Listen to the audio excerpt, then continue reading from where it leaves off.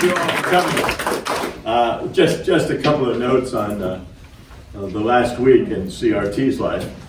There are two men back there. The one sitting at the light board, Les Ober, and the gentleman in front of him, Trevor Young, who had just completed putting up a huge truss under the center of and lights, and they were about to focus them last Saturday around noon. And Trevor, being the younger and a Marine, was up on the big ladder. And Les said to me, when that tent top ripped off, Les said he'd never seen anybody turn that many shades of white. Nobody got hurt. Thank God, nobody got hurt. But it was a traumatic event. I mean, I was there about a half hour after that. I just walked in and started laughing. I mean, there was nothing else to do. We had spent, of course, hundreds of hours designing the platforms, working on 7 levels. So this was designed to work on 7 levels. We're now working on 1, 2, 3. All right, so the cast has undergone many adjustments in their thinking and what they are to do today. And they've done 2 wonderful performances already. But we wanted you to know that story, because, and as AJ was saying, just a lot of people working tirelessly to make sure that this got done. And we're very, very happy that you are here. Now, this is CRT's Romeo and Juliet. So those of you expecting a traditional Romeo and Juliet, are you in for a surprise? I grew up in Brooklyn. 21st Street, 10th Avenue. In 1959, I was 14 years old. And the music always seemed to me to be that kind of idyllic love story that sets Romeo and Juliet. So we've set it at that time. It is not West Side Story.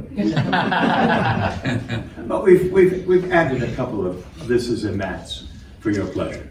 Enjoy.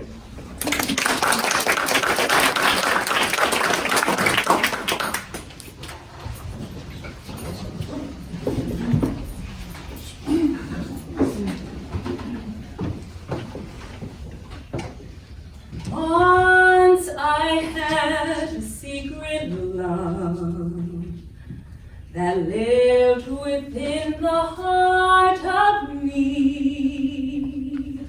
All too soon my secret love became impatient to be free. Then I told a friendly star the way that dreamers often do, just how wonderful you are, and why I'm so in love with you. Now I shout it from the highest hills, even told the golden daffodils. My heart is now an open door, and now my secret love's no secret anymore.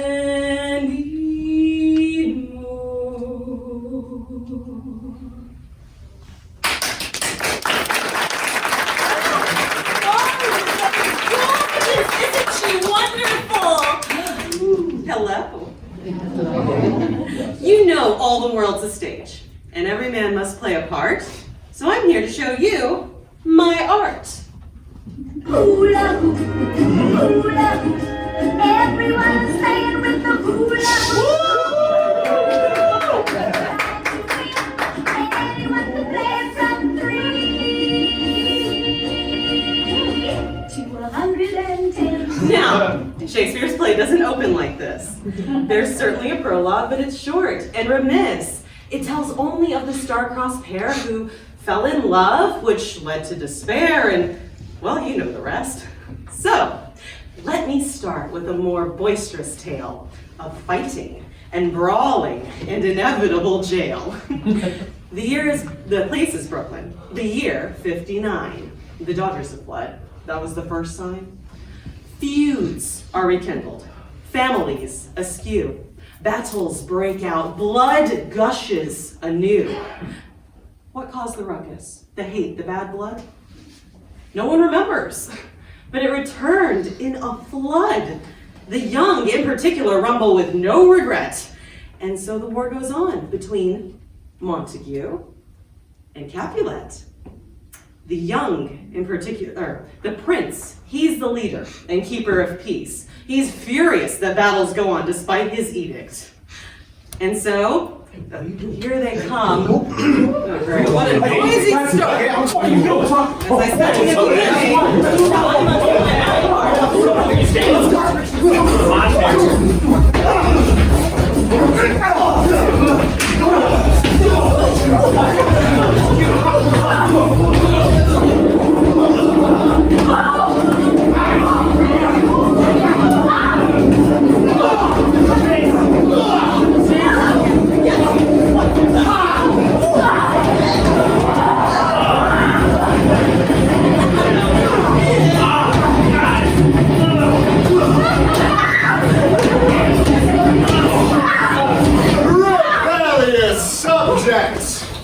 Enemies to peace, profaners of this neighbor-stained steel, on pain of torture from those bloody hands, throw your mistempered weapons to the ground, and hear the sentence of your moved prince. 3 civil brawls, bred of an airy word, by thee, old Capulet and Montague, have thrice disturbed the quiet of our streets, and made Verona's ancient citizens cast by their grave beseeming ornaments to wield old partisans in hands as old, cankered with peace, to part your cankered hate. If ever you disturb our streets again, your lives shall pay the forfeit of the peace. For this time all the rest depart away. You, Capulet, shall come along with me, and come you, Montague, this afternoon to do our farther pleasure in this case, to old Freetown, our common judgment place. Once more, on pain of death, all men depart.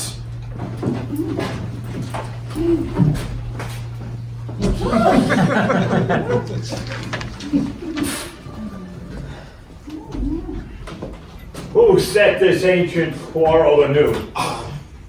Speak, nephew. Were you here when it began? Here were the servants of your adversary, and yours, close fighting ere I did approach. I drew to part them. In the instant came the fiery Tybalt with a sword prepared, which, as he breathed defiance to my ears, swung about his head and cut the winds. Who, nothing hurt withal, hissed him in scorn. And while we were interchanging thrusts and blows, came more and more, who fought on part and part, till the prince came and parted either part. Have you seen Romeo? Seen him today? Glad I am he wasn't at this fray. So early walking did I see your son. Towards him I made, but he was ware of me and stole into the covert of the woods. Many a morn has he been seen there. His tears augmenting the fresh morning dew, adding cloud upon cloud with his deep sighs. And as soon as the clever sun beat back the blinds from Aurora's bed, away runs my son to his home, and there he hangs himself. My noble uncle, dost thou know the cause? Not even know it, nor can learn from him. Have you importuned him by any means? By myself and with many friends, but he keeps his own counsel. If we could learn from whence those sorrows grow, I would as willingly give cure as know. See where he comes? So please you, step aside. I'll know his grievance or be much denied. Good morrow, cousin. Is the day so young? But newly struck 9. Oh, me. Silent hours seem so long. Was that father that went hence so fast? It was. Tell me, what sadness lengthens Romeo's hours? Oh, not having that which having makes them so short. In love. Out. Of love? Out of her favor where I'm in love. Alas, that love, so gentle in his view, should be so tyrannous and rough in proof. Alas, that love, whose view is muffled still, should without eye see pathways to his will. Where should we dine? Whoa!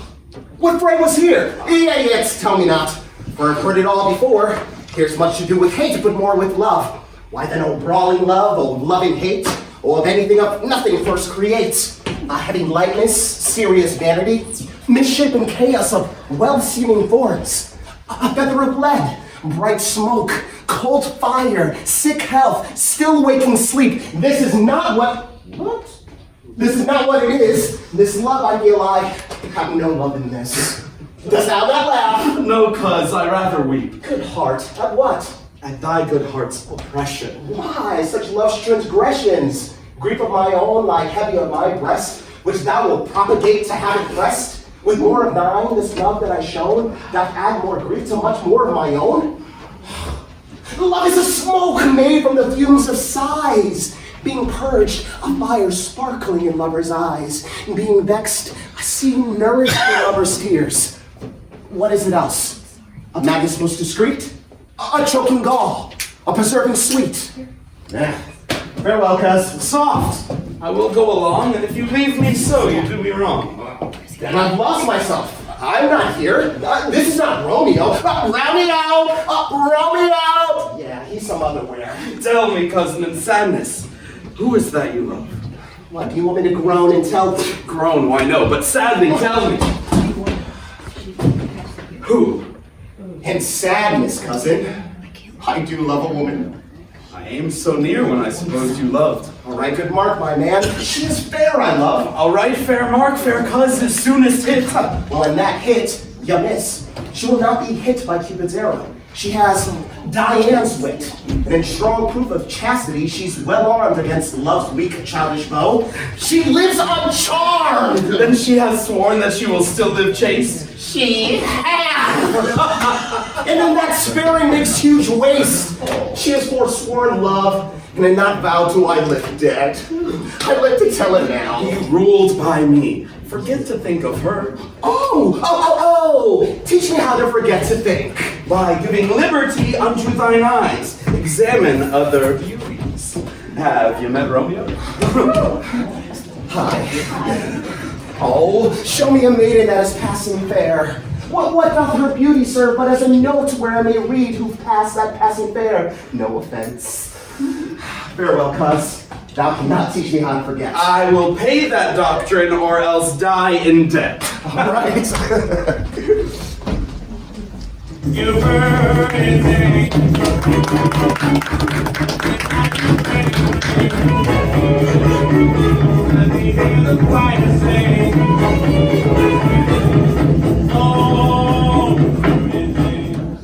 But Sagor, what I have said before, my child is yet a stranger in the world. Let 2 more summers wither in their pride ere we may think her ripe to be a bride. Younger than she, a happy mother's maid. And too soon marred are those so early made. But woo her, gentle Paris, get her heart. My will to her consent is but a part. This night I hold an old accustomed feast, whereto I have invited many a guest, such as I love. You among the store, one more, most welcome, make my number more. Now come, go with me. Sir. Go trudge about fair Verona, and find those persons out whose names are written here. And to them say, my house and welcome on my pleasure stay. Find them out whose names are written here. It says here that the shoemaker should meddle with his yard, and the tailor with his last. The fisher with the pencil and the painter with his nets. Oh, but I am sent to find those persons whose names are written here, and can never find what names the writing person here hath writ. I must to the learned in good time. Tut, man, one fire burns out another's burning. One pain is lessened by another's anguish. Turn giddy, behold by backward turning, one desperate grief cures with another's languish. Take thou some new infection to thine eye, and the rank poison of the old will die. God good then. I pray, sir, can you read? I, my own fortune and my misery. Perhaps you have learned without book, but I pray, can you read anything you see? Hi, if I know the letters in the language. You say honestly? Bless you, Mary. Stay, fellow, I can read.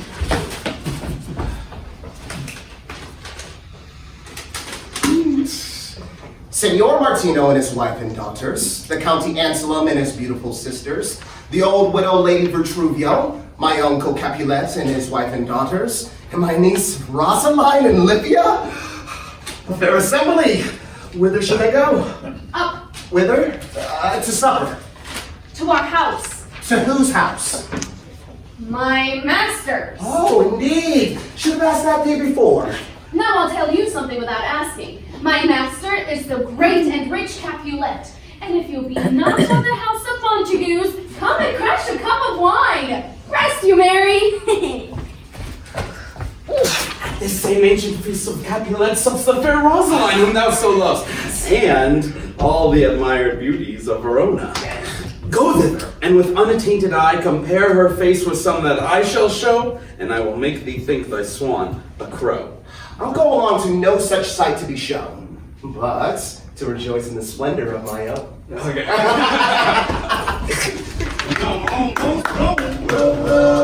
Yeah, I'm doing all right in school. Things never broke no rules. I ain't never been to the. I don't browse around too much. I don't bother to leave me alone. Anyway, I'm all. Nurse, where's my daughter? Call her forth to me. Now by my maidenhead, at 12-year-old I bade her come. What, lamb? What, ladybird? God forbid, where is this girl? What, Juliet? How now? Who calls? Your mother? Madam, I'm here. What is your will? This is the matter. Nurse, give leave a while. We must talk in secret. Nurse, come back again. Juliet, my daughter, how stand your dispositions to be married? Oh! It is an honor I dream not of. An honor! Oh! Were I not thy only nurse, I would say thou hadst such wisdom from thy teeth. Oh. Well, think of marriage now. Younger than you here in Verona, ladies of esteem are made already mothers. I was your mother by my count, much upon these years that you are now a maid. Therefore, in brief, the valiant Prince Paris desires you for his love. Oh, a man, young lady. Lady, such a man as all the world. Why, he's a man of wax. Verona hath not such a flower in the sun. Oh, nay, he's a flower, a very flower.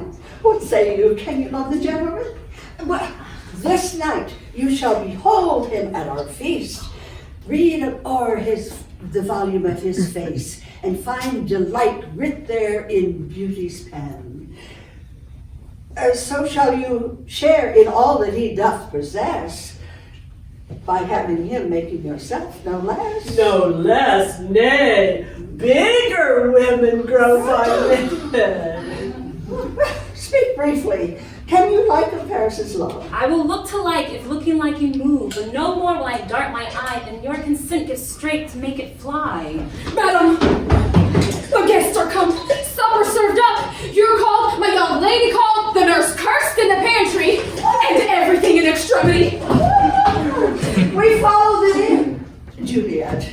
The county stays. Oh, go, girl. Seek happy nights to happy days.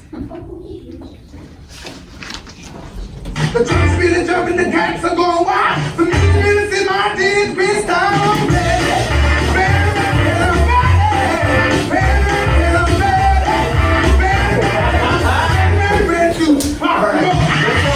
Speech spoke for our excuse, or should we on without apology? Nay, gentle Romeo, we must have you dance. No,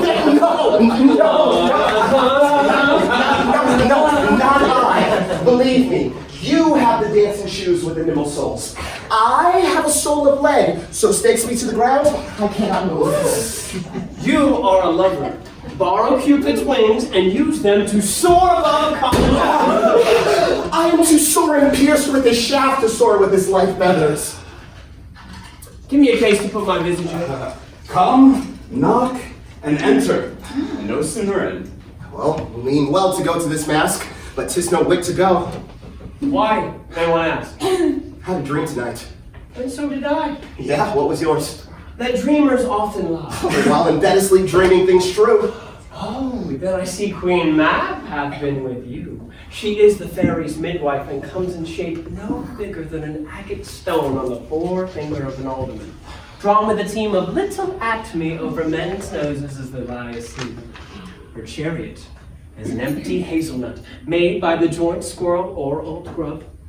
Time out of mind the fairy's coachmakers, her wagon spokes made by long spinner's legs. Her cover are the wings of grasshoppers, her traces of the smallest spider webs. Which off the angry Mab with blisters plagues because their breaths of sweetmeats tainted on.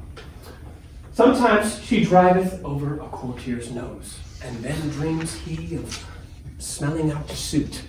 Sometimes comes she with a tight pig's tail, tickling a parson's nose as he lies asleep, and then dreams he of another benefice.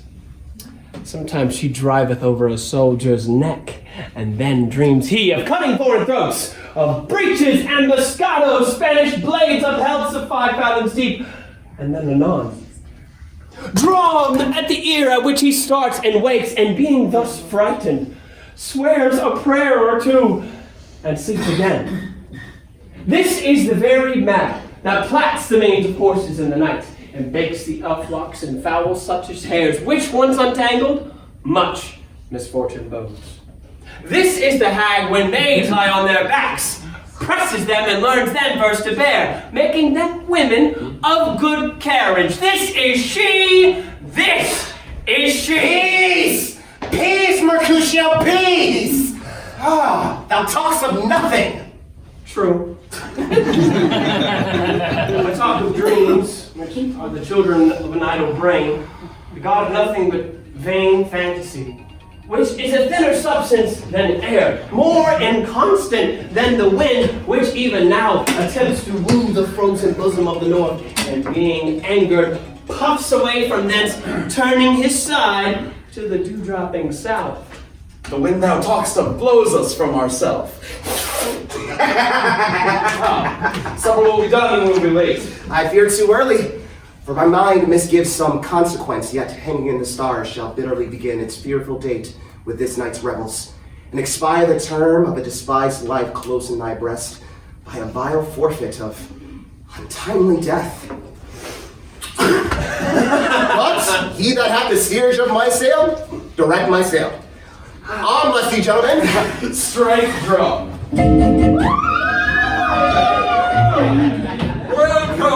Welcome. Gentlemen, ladies, and have your coats and playing the corn shall walk about with thee. Ah, my mistresses, which among your owls did I to dance? She that makes dainty, she elsewhere hath forms. Ah, gentlemen, I have seen the day that I have worn a visor and can tell a whispering tale in a fair lady's ear, such as would please. 'Tis gone, 'tis gone, 'tis gone. Welcome, gentlemen, musicians, play a ho, give room and footed girls, and more lights, you knaves, and turn the tables up. Ooh, and quench the fires, the room is grown too hot. Oh, man. What's lady that doth enrich the hand of yonder knight? Oh, she doth teach the torches to burn bright. It seems that she hangs upon the cheek of night. like a jewel upon the Ethiop's ear. Beauty too rich for use, for earth too dear. So shows the snowy dove trooping with crows, as yonder lady over her fellow shows. The measure is done.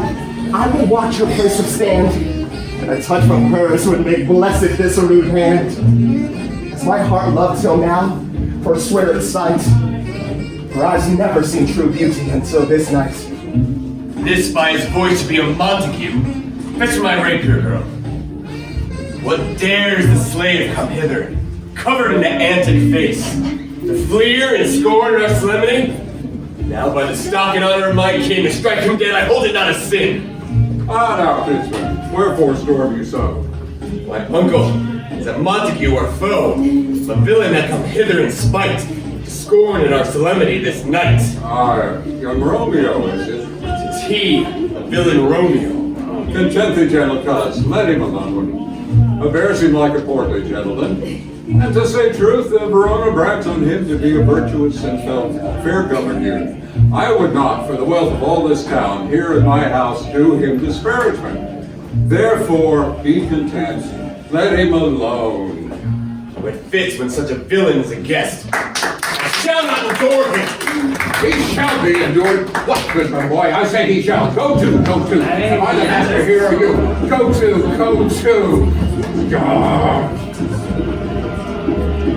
You will make a mockery of my gifts. You will fix cock-a-hoop. You'll be the man. Uncle, 'tis a shame. Go to. You're a saucy boy indeed. This trick may cause to scathe you. I know what you contrary me. Yes, very, 'tis time. Well said, my hearts. You're a princox. Go. Be quiet. More like. For shame, I'll make you quiet. What? But surely, my hearts, your patience perforce with the willful collar breeding makes my flesh tremble at this different meeting. I will withdraw, but this intrusion shall, now seeming sweet, convert to bitterest gall. If I profane with my unworthiest hand this holy shrine, the gentle sin is this.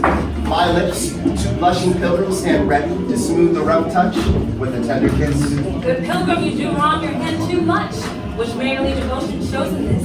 For saints have hands, and pilgrims' hands do touch, and palm to palm is holy palmers kiss. Hath not saints lips and holy palmers too? Aye, pilgrim lips they must use in prayer. Oh, then, dear saint, let lips do what hands do. They pray, grant not these may turn to despair. Saints do not move, though the prayer glance say. Oh, then, move not while my prayers in effect I take.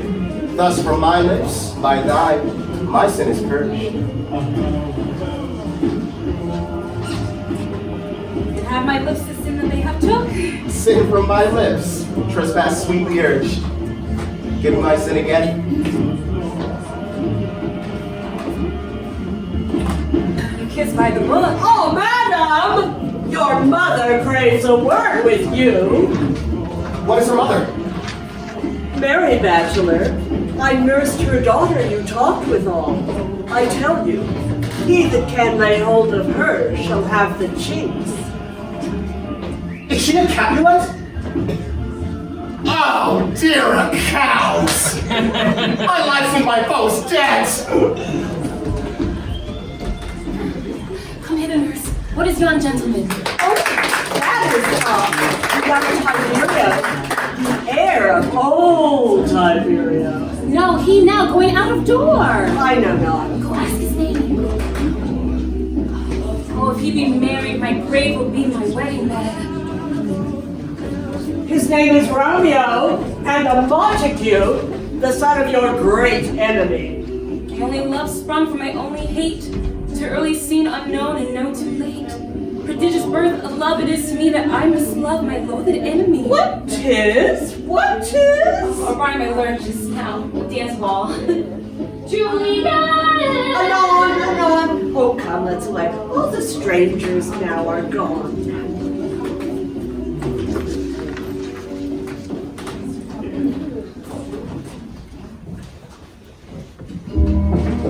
Now old desire doth in his deathbed lie, and young affection gains to be his heir. That affair for which love groaned for and would die, with tender Juliet matched, is now not fair. Now Romeo is beloved and loves again, like bewitched by the charm of looks, but to his foe, supposed he must complain, and she still loves sweet bait from fearful hooks.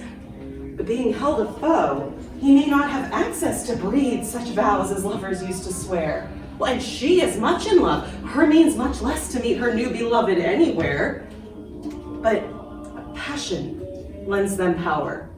Time means, to meet tempering extremities with extreme sweet.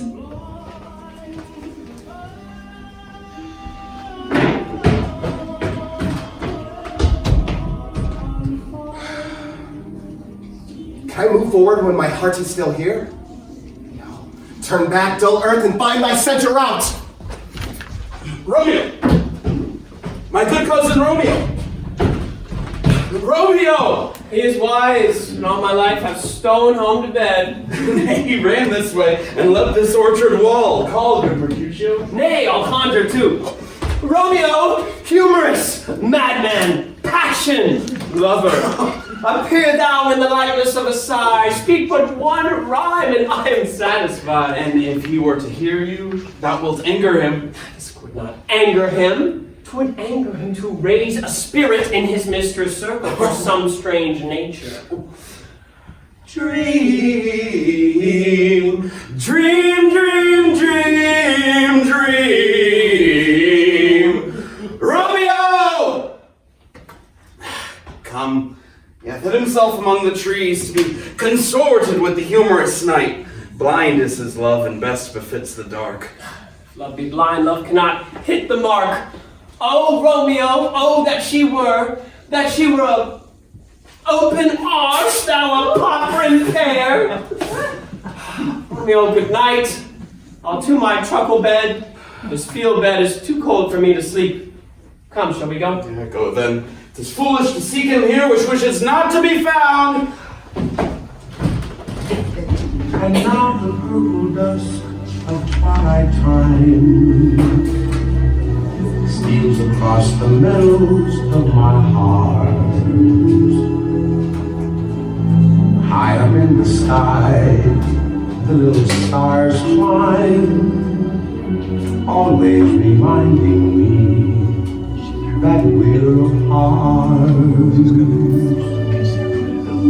You wander down the lane and far away. When the twilight is gone and no songbirds are singing, when the twilight is gone, you come into my heart, and here in my heart you will stay while I pray. My prayer is to linger with you at the end of the day in a dream that's divine. My prayer It's soft. is a Light for yonder window breaks. rapture It is the east, and Juliet is the a sun. world far Arise, fair sun, and kill that envious moon. and your lips For she is already sick and pale with grief. That thou, her maid, is far more fair than she. Be not her maid, for she is envious, and her best of liveries but sick and green, and none but fools who wear it cast it off. Oh, tell me the Oh, word. it is my lady, it is my I've love. been longing Oh, that you knew that you were. for. She speaks and yet says nothing. What of that? prayer Her eyes discourses. I will answer and it. the answers you give I am too bold. It is not me that she speaks. will be the same. Two of the fairest stars in all the heaven have some business to entreat her eyes, to twinkle in their spheres until they return. What if her eyes were up there and they in her head? Well, the brightness of her cheeks would for shame the stars as daylight doth the lamp, and her eyes in heaven through the airy region which streams so bright that birds would sing and think it's not night. Oh, see the way she leans that hand upon her cheek? Oh, might I be a glove upon that hand so I might feel that cheek? Ay, me. She speaks. Speak again, bright angel. Thou art as glorious as the night over my head. Oh, Romeo, Romeo, where art thou, Romeo? Deny thy father, refuse thy name, or if thou wilt not be but sworn my love, and I'll no longer be a Capulet. Should I hear more, or should I answer to this? Thy name, that is thy enemy, though not thyself, though not Montague. What's Montague? It's nor hand, nor foot, nor arm, nor face, nor any other part belonging to a man. Oh, be some other name. What's in a name? That which we call a rose by any other word would smell as sweet. So Romeo would, were he not Romeo called, retain that dear perfection which he owes. Oh, Romeo, doth thy name, and for thy name which is no part of thee, take all myself. I'll take thee at thy word. Call me but love, and I'll be new baptized. Henceforth, I will never be Romeo. Oh, a man without prescreening next so stumbles upon my counsel. By a name I know not how to tell thee who I am. For my name, dear saint, is hateful to myself, because it's an enemy to thee. Had I written the word, I would tear it. Oh, my ears have not yet drunk 100 words of thy tongue's uttering, yet I know the sound. Art thou not Romeo and a Montague? Neither, fair lady, if either thee dislike. How camest wherefore? Tell me. The orchard walls are high and hard to climb, and the place depth considering who thou art, if any of my kinsmen find thee here. With love like wings did I approach these walls, for stony limits cannot hold love out. And what love can do, that dares love to tempt. Therefore, thy kinsmen, they're no stop to me. If they see thee, they will murder thee. Alack, there lies more peril in thy eye than 20 of their swords.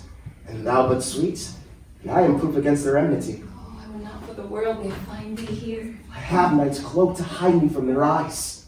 And thou but love me, and let them find me here. My life better ended by their hate than death marooned wanting thy love. Whose direction found us out this place? Oh, love did first prompt me to inquire. He lent me counsel, and I just lent him eyes.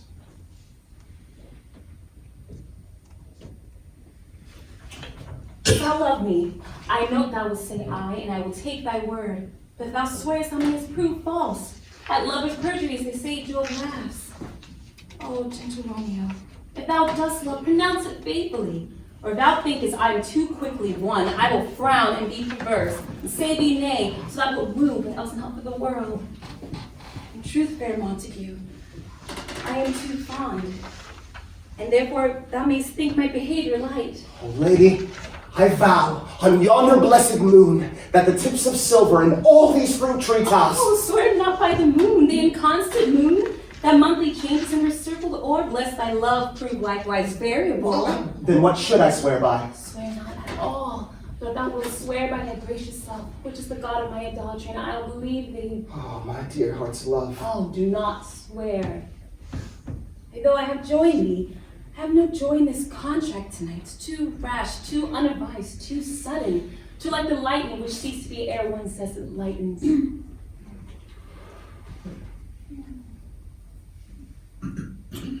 Good night.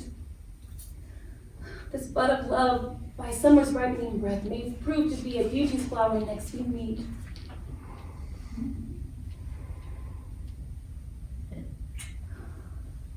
Good night. Good night, and sweet repose and rest, and come to thy heart that is within my breast. Will thou leave me so unsatisfied? What satisfaction canst thou give tonight? Thy exchange of love's faithful vow for mine. I gave thee mine before thou didst request, and I were would to give again. Wilt thou withdraw it? For what purpose, love? But to be frank, to give it to thee again, but to wish the thing I have. My bounty is as boundless as the sea, my love as deep. The more I give to thee, the more I have, for both are infinite. There's some more within. Anon, good nurse! Sweet Montague, stay but a little, I will come back again.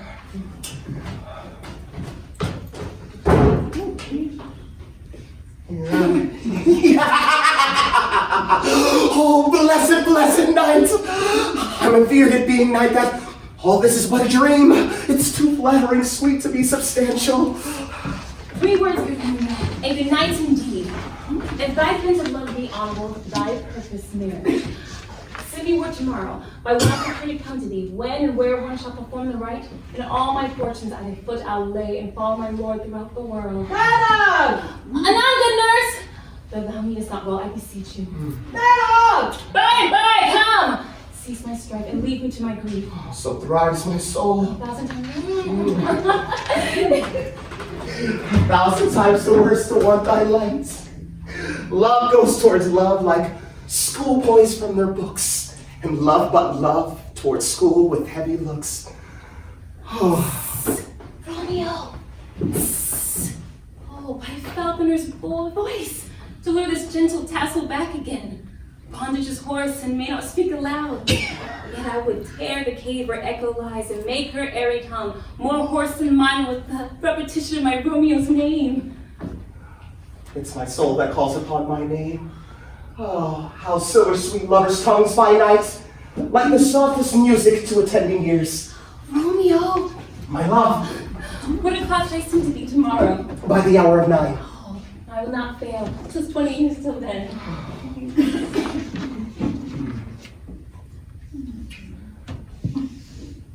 I forgot why we called thee back. Then let me stand here until thou remember it. I shall forget while thee still standing here remembering how I love thy company. And I'll still stay to have thee forgetting any other home but this.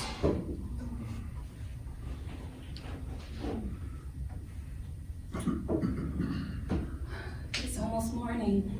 I would have thee gone, but not yet farther than a wanton's bird that gently hops from his hands, like a poor prisoner in his twisted gyves. And would I, thy bird? Oh, sweet, so would I. Yet I would kill thee with much cherishing.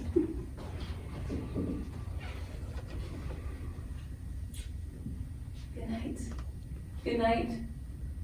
Parting with such sweet sorrow till I say good night till it be morrow. Sleep well upon thy eye, and peace in thy breast. If it were sleep to peace, how sweet the rest.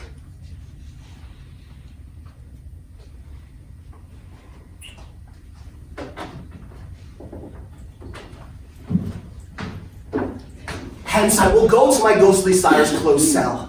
His help I crave, and my dear have to tell. Yes!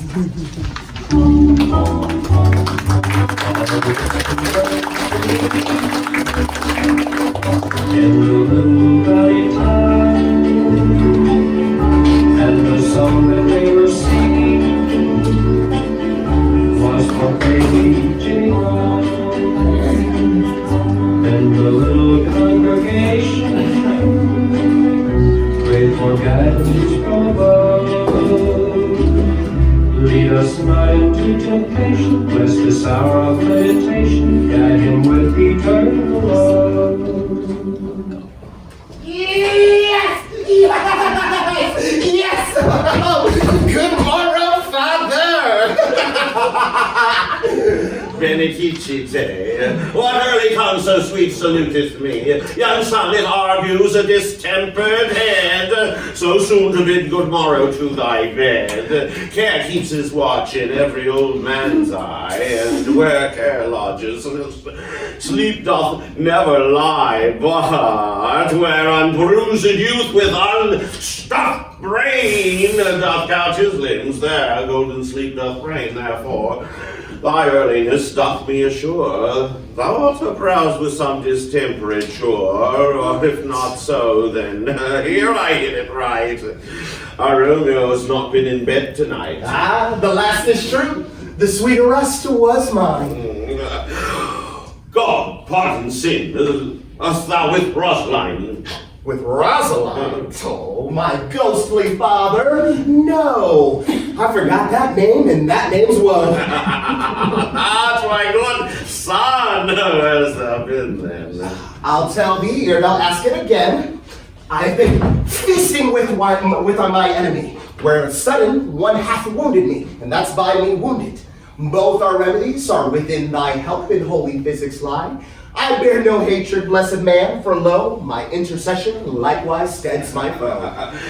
Be plain, young son, and holy in thy drift. Riddling confession finds but riddling shrift. Then plainly no. My heart's dear love is set on the fair daughter of rich Capulet. As mine on hers, so hers is set on mine. And all that combined must be combined by holy words. Where and how and when we met, no. We wooed and we made an exchange of vow. I'll tell thee, but I pray thou consent for us to marry today. Oh God! Holy Saint Francis! What a change is here! Is Rosaline, whom thou didst love so dear, so soon forsaken?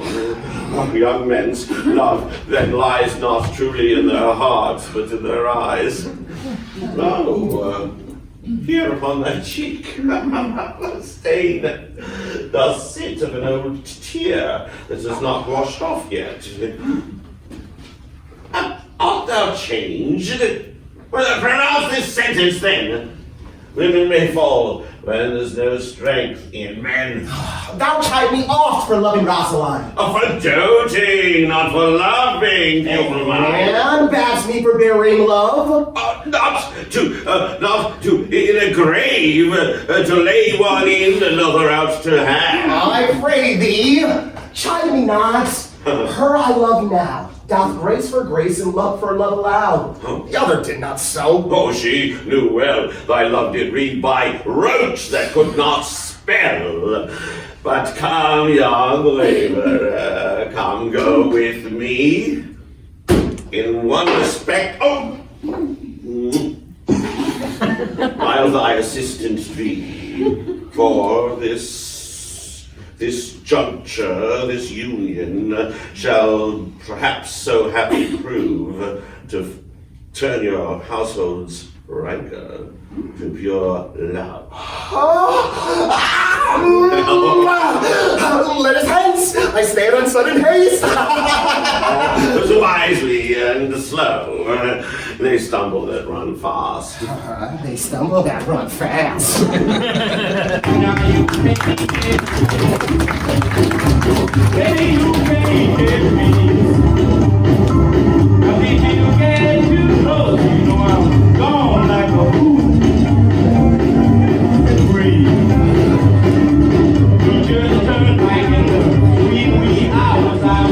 Devil should this Romeo be?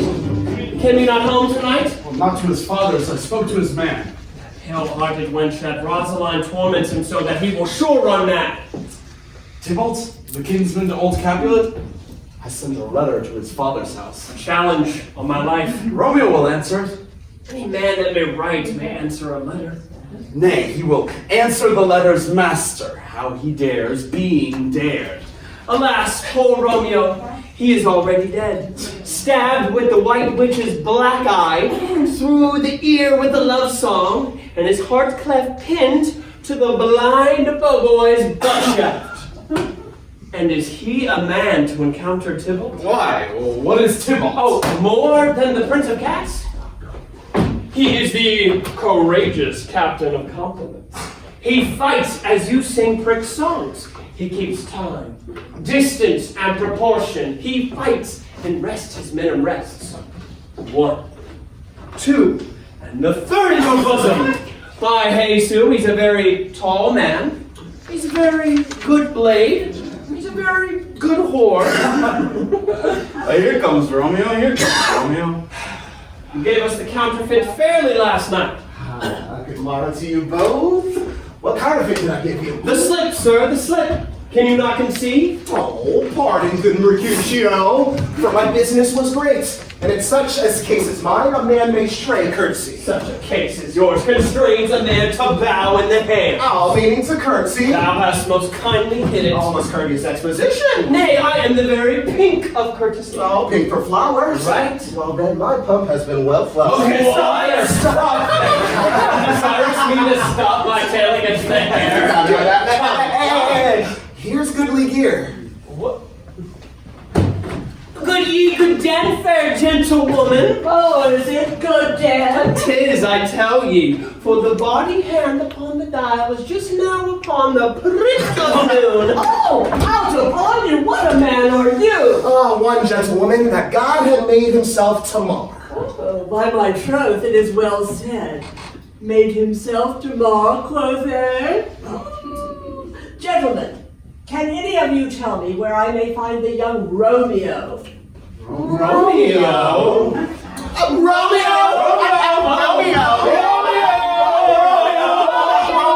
I'll tell you where young Romeo is, but by the time you found him, he'll be much older than the time you sought him. I'm the youngest of that name, for better or worse. You say well. Oh, yeah, is the worst? Well, very well, took a faith wisely, wisely. If you be he, I desire a confidence with you. She will invite him to supper. Abad, so ho! Oh, wake up, a little party. Wake up, a little horny. Wake up. She wants to take a hold of your thing and turn it into a ring. So you best not get caught, cause the lesson you're taught is to lose it because of a fling.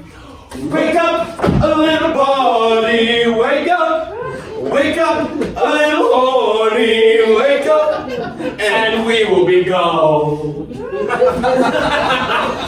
Romeo, will you come to your father's? We'll to dinner then. I will follow you. Farewell, ancient lady. Farewell, lady.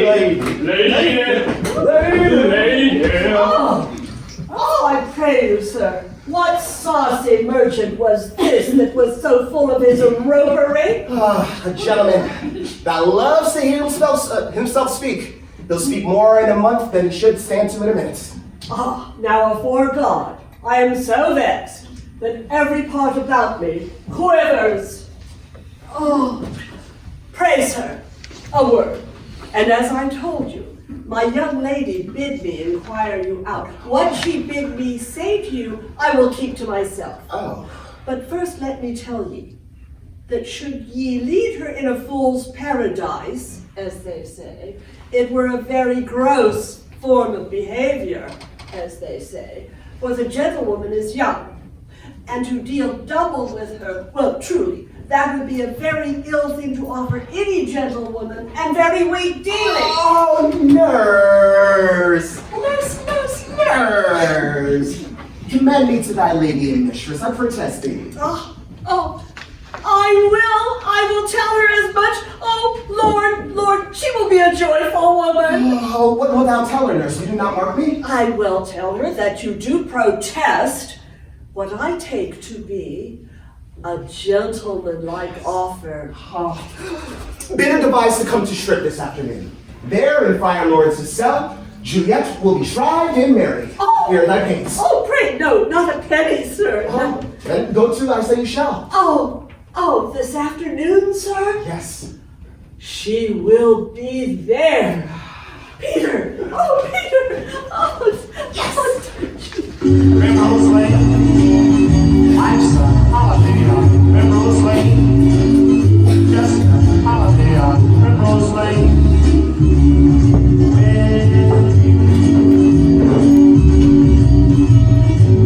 Can't explain when we're walking down Primrose Lane. The clock struck 9 when I did send the nurse. In half an hour she promised to return. Perchance she cannot meet with him. Oh, it's not so. Oh, she's lame. Love's thoughts should be heralds that 10 times faster glides than the sun's beams, driving back shadows over the lowering hills. Therefore do nimble pin and doves draw love, and therefore have wind-swift Cupid wings. Oh, and now is the sun upon this high-most hill, and 9 to 12 is 3 long hours, yet she not come. If she had affections and warm youthful blood, she would move swiftly as a ball. Oh, my words would bandy her to my love and his to me. But old folk, many faint as they were dead, unwieldy, slow, heavy, pale as lead. Oh God, here comes the nurse. Nurse, what news? Hi, what news? Has I met with him? Lord, why does that look so sad? If thy news be sad, tell them merrily. If good, thou shamest the sound of sweet music by playing to me so sour bass. Oh, I am aweary. Give me leave a while. Oh, fie, my bones ache. What a jaunts have I? I would have thy bones and I thy news. Nay, there speak, come, speak. Oh, Jesu, what haste! Can you not stay a while? Do you not see I'm out of breath? How art thou out of breath to say to me with breath that out of breath? The excuse thou make in this delay is longer than the tale the doth excuse. Is thy news good or bad? Answer me that. Say either, I'll stay the circumstance. Let me be satisfied. Is that good or bad? You know not how to choose a man. You've made a simple choice. Romeo, oh, no, not he. Though his face is better than any man's, yet his leg excels all men's. He's not the flower of courtesy, but I warrant him gentle as a lamb. Go thy ways, wench, serve God. What, have you dined at home? No, all this I didn't know before. What says he of our marriage? What of that? Oh, how my head aches. What a head have I. Oh, beshrew your heart for sending me about to catch my death by jolting up and down. Oh, in faith, I am sorry thou art not well. Sweet nurse. What says my love? Your love says, where's your mother? Where's my mother? Why, she is within. Where else would she be? All thee thou replies. Your love says like an honest gentleman, where's your mother? Oh, what? You are so hot. Henceforward, do your messages yourself. Come, what says Romeo? Have you got leave to go to shrift today? I have. Then hie you to Friar Lawrence's cell. There stays you a husband to make you a wife.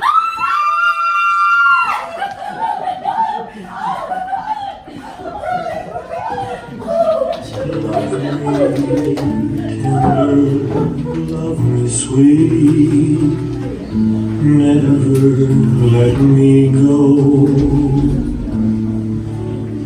You have made my life complete, and I love you so. Love me tender, love me true. So smile the heavens on this holy act, that after hours with sorrow chide us not. Oh, amen, amen. But come what sorrow cannot countervail the exchange of joy that one short second in her sight. And thou but close our hands with holy words, that love devouring death do what he dare. Is it but enough to just call her mine?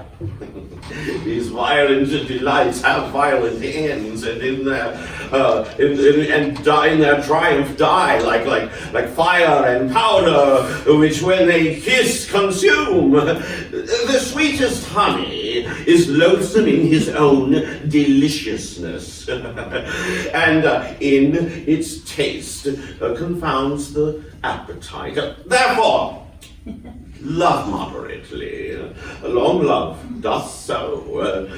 No, too swift, it arrives as tardy as too slow. Oh, here is the lady! Oh, so light a foot would ne'er wear out the everlasting fleet. A lover may bestride the gossamers that idles in the wanton summer's air, and not fall so light as vanity. Could even my ghostly confessor, Romeo shall thank you for us both, dear daughter. as much in him else's thanks, too much. Juliet, if thy measure of joy be heaped like mine, and thy skill be more to blazon it, then sweeten thy breath this neighbor's air, and let the rich music's tone unfold this imagined happiness that we will receive in this dear encounter. Conceit more rich in matter than in words, brags he of substance and not of ornament. They are but beggars that can count their wealth, My true love has grown to such excess I cannot sum up some of half my love. Come with me, and we will make short work. For by your leaves you shall not stay alone till the Holy Church breaks to one.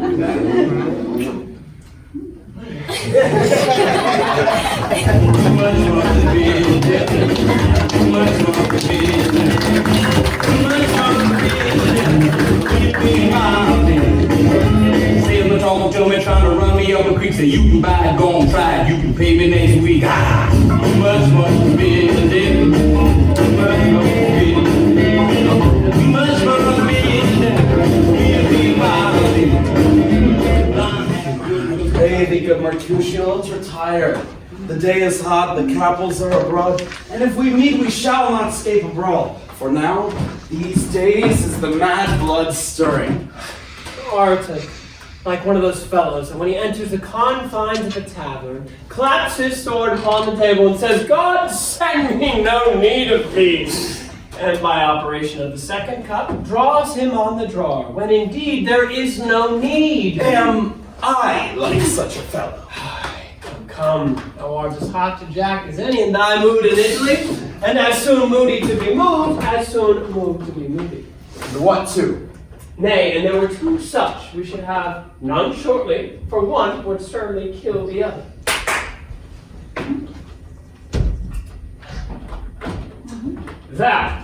Thou wilt quarrel with a man for having a hair more or hair less in his beard than thou hast. Thou wilt quarrel with a man for cracking nuts, not because thou hast no other reason, but because thou hast hazel eyes. Thou wilt quarrel with a man for coughing in the street, who hath awakened thy dog, who had lain asleep in the sun. Didst thou not fall out with a tailor for wearing his new doublet before Easter, and for tying his new shoes with old ribbon? And thou wilt tutor me from quarreling. By my head, here come the Capulets. By my heel, I care not. Follow me close, for I'll speak to them. Gentlemen, good den. A word with one of you? About a one word with one of us. Couple it with something. Make it a word and a blow. You'll find me apt enough to that, and you will give me occasion. Oh, canst thou not take on some occasion without giving? Oh, Mercutio, thou consortest with Romeo? Consort? What, does thou make us minstrel? I'm the Yankee Doodle Dandy, Yankee Doodle Dandy. Here's my fiddlestick, here's that shall make you dance, Zoom's consort. Okay, we talk here in the public haunt of men. Either withdraw unto some private place, reason coldly of your differences, or else depart. Here all men's eyes gaze on us. Men's eyes were made to look. Let them gaze. I will not budge for no man's pleasure, I. Well, peace be with you. Here comes my man. But I'll be hanged, sir, if he shall wear your livery. Therefore, Mary, go before a field. He'll be your follower. Your worship in this sense may call him man.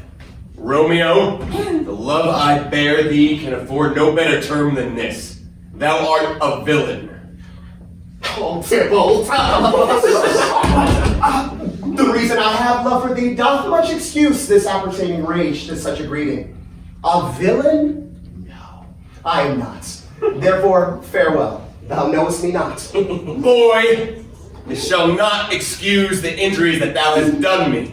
Therefore, turn and draw. Is he talking to me? Turn and draw! I protest. I haven't injured thee, but love thee more than thou canst devise, till thou shalt know the reason for my love. And so, good Capulet, I name I tender as dearly as my own. What? Be satisfied. Oh, call me dishonorable. Vile submission, Tybalt, you rat catcher! Will you walk? What wouldst thou have with me? Oh, Mary, good king of cats, nothing but one of your 9 lives I mean to make bold withal, and as you shall use me hereafter, drive eat the rest of the 8. Come, will you not pluck your pilcher out from his ears? Make haste, lest mine be about your ears, ere it be out. I am for you. Oh, Mercutio, put thy rapier up. Come, sir. Your passado. Gentlemen, drop him, Romeo. Mercutio. Hold. Come, friends. Stop. Come on. Mercutio. Tybalt. Okay. Stop. That's enough. Romeo. Friends, depart. Stop. The princess will bear me the Verona streets.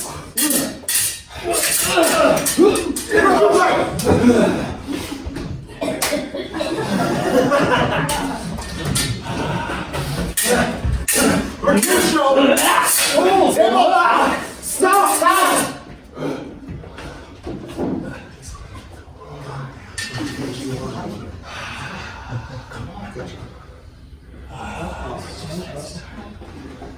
Mercutio! Friends!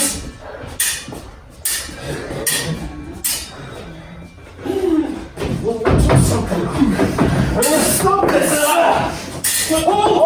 Quit! Mercutio! Tybalt! No!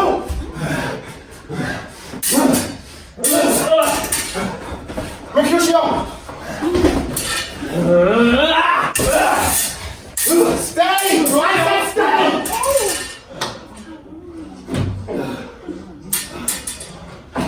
I'm hurt. A plague on both your houses. I am sped. Is he gone and hath nothing? Oh, no, thou hurt. I scratch. Where is my page? Go, villain, fetch a surgeon! Surgeon! Get up, old much. It's not so deep as a well, nor wide as a church open. 'Tis enough. 'Twill serve. As for me tomorrow, and you shall find me a grave man. I am peppered. I wore it from this world. A plague on both their houses. Zoons, a dog, a rat, a mouse, a cat. To scratch a man to death. A braggart, a rogue, a villain, who fight by the book of arithmetic. By the devil you came between us. I was hurt under your arm. I thought it was all for the best. Put me into some house, Benvolio, or I shall faint you. A plague on both your houses. They have made worms meat of me. I have it. And soundly too. Your houses. Mercutio!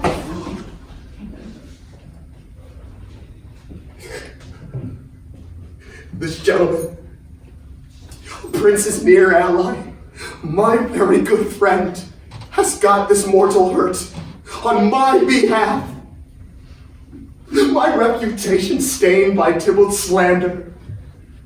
Oh, Tybalt, and my cousin, Juliet, thy beauty has made me effeminate, and in my temper softened valor's steel. Romeo, the brave Mercutio is dead. No! A gallant spirit hath aspired the clouds, which too here untimely did scorn the earth. This day's black fate more days doth depend. This but begins the woes that others must end. Here comes the furious Tybalt back again. Again? In triumph? Mercutio slain? Oh, abide away in heaven, respected lenity, and find our fury be my conduct now. Now, Tybalt, take back the villain that thou hast given me last, for Mercutio's soul is right above our heads, waiting for thy company. Either thou, or I, or both shall be with him. Thou wretched boy that didst consort in here shall be with him hence. They shall determine now.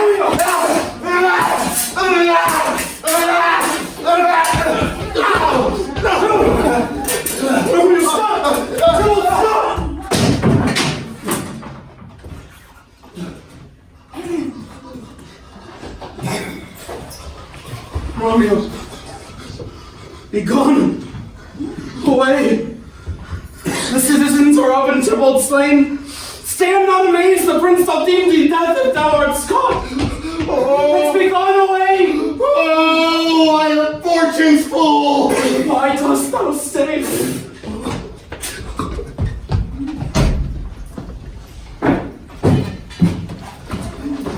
Where are the vile beginners of this fray? O noble prince, I can discover all the unlucky manage of this fatal brawl. The man that lies there, slain by young Romeo, slew thy kinsman, the brave Mercutio. Tybalt, my cousin. Oh, my brother's child. Oh, husband, oh, prince. Oh, the blood is spilled on my dear cousin. Prince, as thou art true, for blood of ours shed blood of Montague. Benvolio, who began this bloody fray? Tybalt, here slain whom Romeo's hand did slay. Romeo that spoke him fair, and bid him bethink how nice the quarrel was, and urged with all your high displeasure.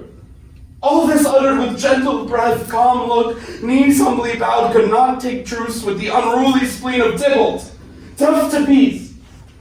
But that he tilts with piercing steel at bold Mercutio's breast, who, all as hot, turns deadly point to point. And with a martial scorn beats Colt at the side, and with the other hand sends it back to Tybalt, whose dexterity retorts it. Romeo, he cries aloud, "Hold, friends! Friends, part!" And swifter than his tongue, his agile arm beats down their fatal points, and twixt them he rushes. Underneath whose arm an envious thrust from Tybalt hid the life of stout Mercutio. And then Tybalt fled.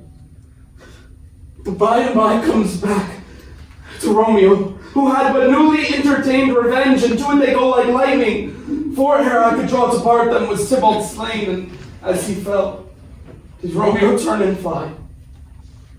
This is the truth. Or let Benvolio die.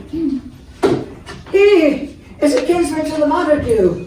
Affection makes him false. He speaks not true. Some 20 of them fought in this black strife, and all those 20, but one could kill one life. I beg for justice, which thou, prince, must give. Romeo slew Tybalt. Romeo must not live. Romeo slew Tybalt. He slew Mercutio, who now the price of his dear blood doth owe. Not Romeo, Prince. He was Mercutio's friend. But his fault, through the law, and the life of Tybalt. And for that offense immediately we do exile him hence. I have an interest in your heart's proceeding. My blood for your rude brawls doth lie a-bleeding. But I'll immerse you with so strong a fine that you will all repent the loss of mine. I will be deaf to pleading or excuses, not tears nor prayers shall purchase out abuses, therefore use none. Let Romeo hence in haste, else when he is found that hour is his last. Bear this body hence and attend our will. Mercy but murders, pardoning those that kill.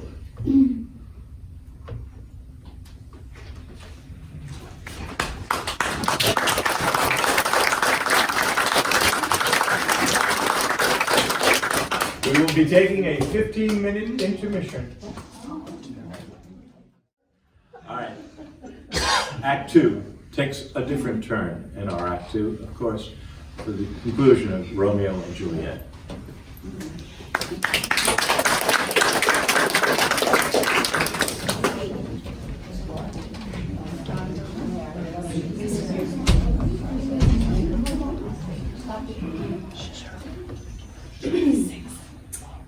What began in sunlight, love, and pure joy, it seems destined for darkness, sadness for our young girl and young boy. I told you before, and I'll tell you again, family feuds, when rekindled, must have a bad end. Hot-headed Tybalt. an otherwise likable soul, he couldn't leave it alone. Vengeance his goal. So he flailed at the Montagues, he railed in the streets, he fought with a fervor not many could beat. And then Romeo, oh poor Romeo, wanting only his love, he ended poor Tybalt with a blade and a shove. The joy that had started with passions ablaze has left star-crossed lovers in crisis and dazed. So, back to our story. Feuds rekindled anew. Brooklyn's streets are on fire, results sparing but few. The clever Paris, ever on the prowl, wants Juliet's hand, bound by a vow. Can the friar, the lovers, or even the nurse conjure a remedy and bring an end to the curse? Let's discover the answer to where it all leads as we listen to fair Juliet as she prays and she pleads. Gallop apace, you fiery-footed steeds, towards Phoebus' lodging. Such a Wagner's fate will whip you to the west and bring in cloudy night immediately. Spread thy close curtain, love, performing night. The runaway's eyes may wink, and Romeo leap to these arms, untalked of and unseen. Lovers can see perform their amorous rites by their own beauties, or if love be blind, it best agrees with night. Come, night. Come, thou sober-suited matron, all in black, and learn me how to lose a winning match, play for a pair of stainless maidenhoods. Put the unmanned blood batting in my cheeks with thy black mantle, till strange love grow bold. Think true love acts its simple modesty. Oh, come night, come Romeo, come thou day into night, for thou will lie upon the wings of night, whiter than new snow upon a raven's back. Oh, come night, come loving black-brown night, give me my Romeo.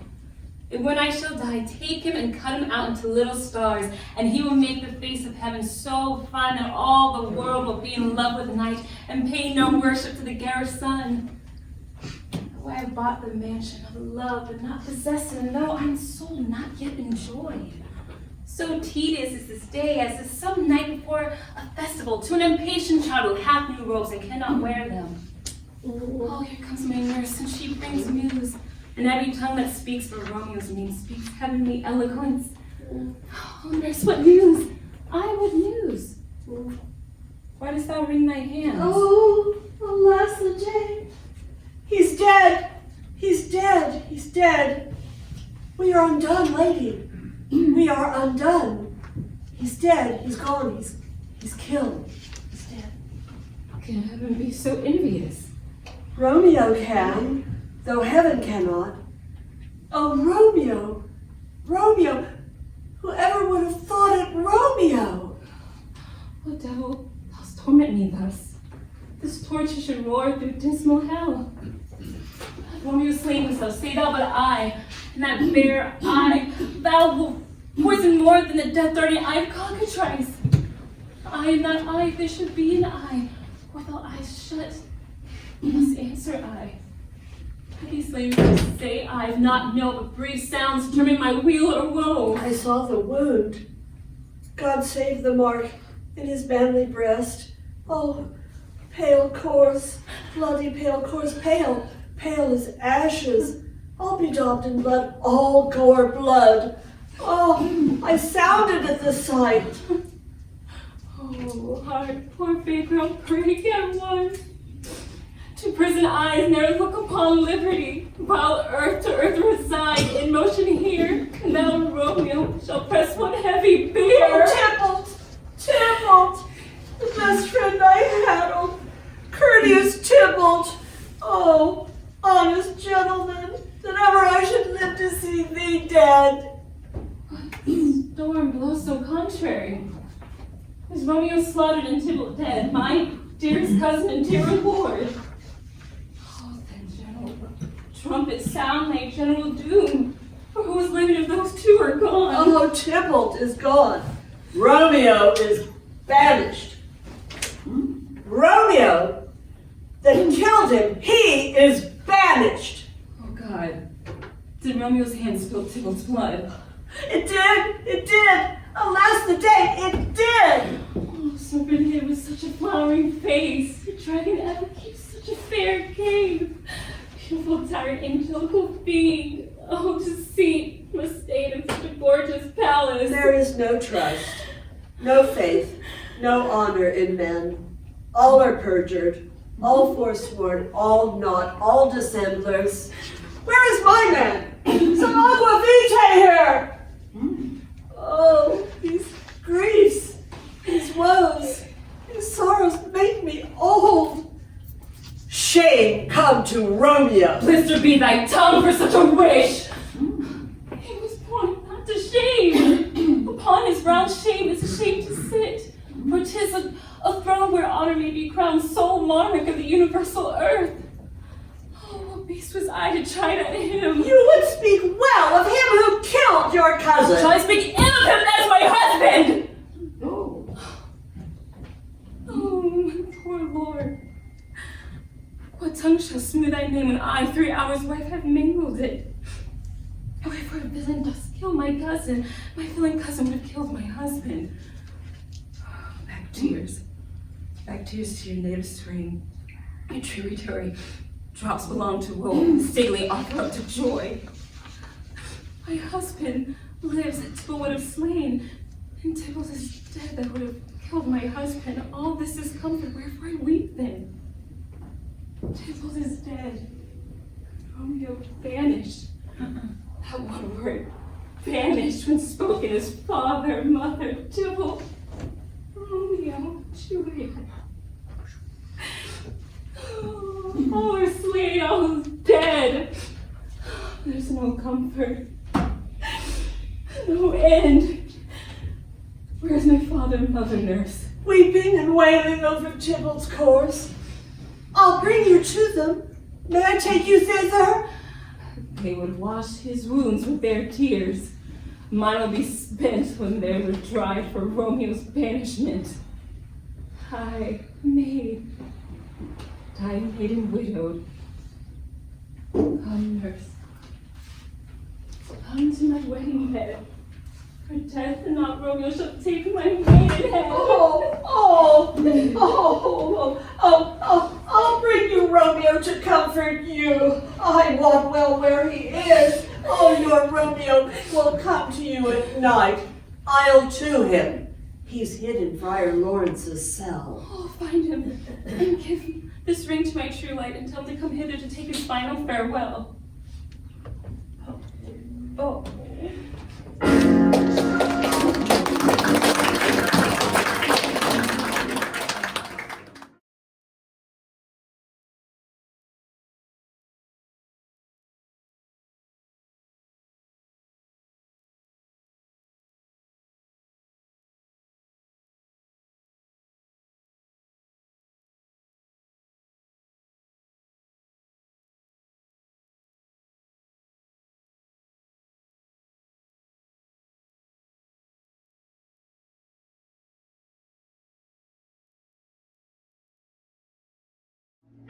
Romeo! Come forth! Come forth, thou fearful man!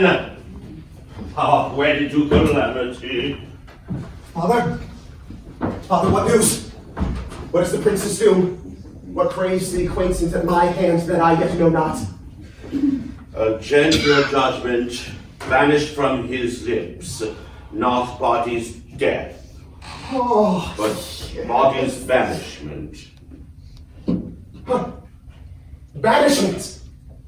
No, be merciful and say death, for exile hath more tyrannous looks than death. Do not say banishment! Here from Verona art thou banished. Be patient, for the world is broad and wide. There is no world without Verona's walls. But purgatory, torture, hell itself, hence banished is banished from the world, and the world's exile is death. Then banished is death misturned. Call me death banished, thou cuts my head off with a golden axe, and smile upon the stroke that murders me. Oh, deadly sin, oh, rude unthankfulness, thy fault our law calls death. But the kind prince, taking thy part, hath brushed aside the law and turned that blackward death to banishment. This is dear mercy, if you seest it not. This is torture! Not mercy! Heaven is here, where Juliet lives, and every cat and dog and unworthy thing may see her. But Romeo may not hold on to the wonder that Juliet had, or steal an immortal blessing from her lips, who even now in pure vestal modesty blushes and thinks her kisses are sin. But Romeo may not. He is banished. Thou fond mad man. Oh, hear me a little speak. Oh, will thou speak again of banishment? I will give thee honor to keep off that word. Adversity, sweet milk philosophy to comfort thee though thou art banished. But banished! Hang up philosophy! Unless philosophy can make Juliet displant a town and reverse a prince's doom, it helps me not! It prevails me not! Talk to me no more! Oh, then I see that madmen have no ears. Oh, how should they when wise men have no eyes? Let me dispute with thee of thy estate. Thou cannot speak what thou dost not feel. When thou was young as I, Juliet thy love, an hour but married, Tybalt murdered, and doting like me banished.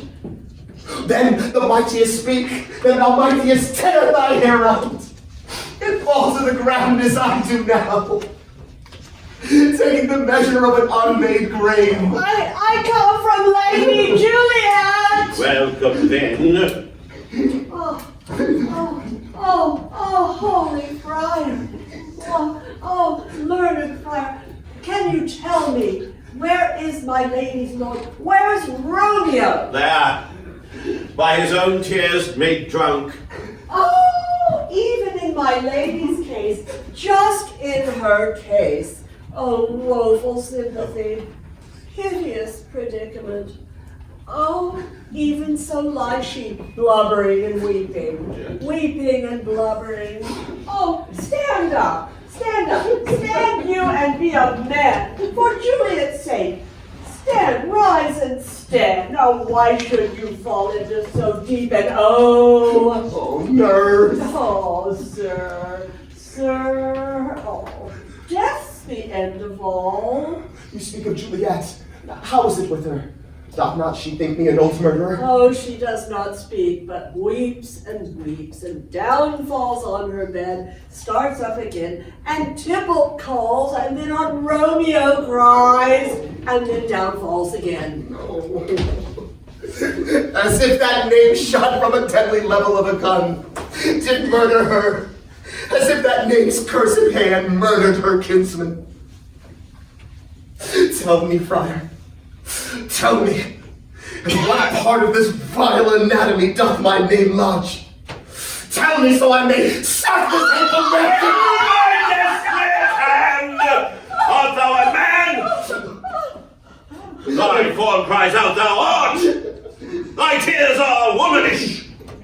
A seemly woman in a seeming man, and ill-beseeming beast in seeming both. Thou hast amazed me. By my holy order, I thought thy disposition better tempered. Thy Juliet is alive, thereof thou happy.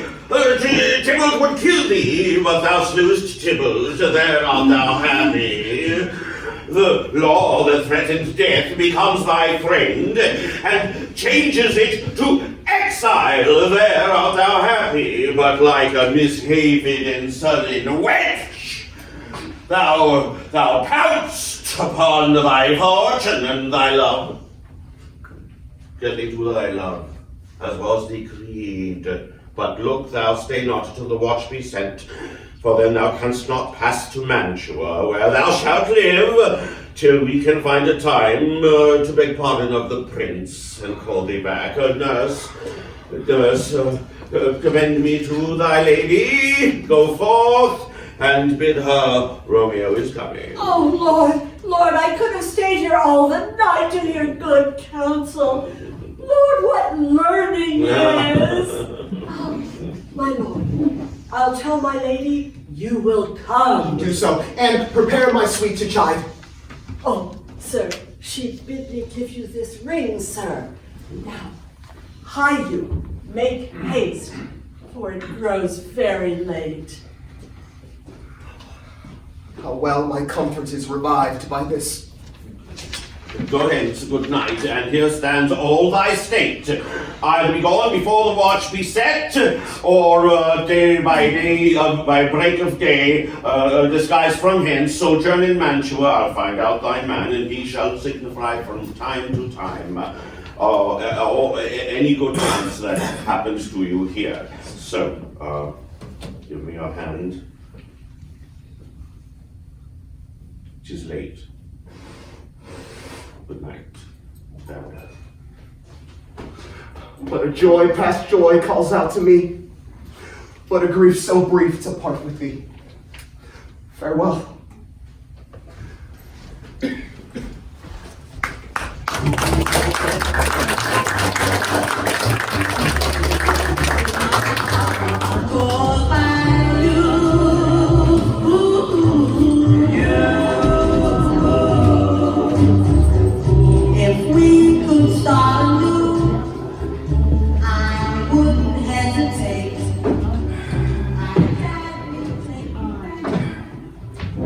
Things have fallen out so unluckily, sir, that we have had no time to move our daughter.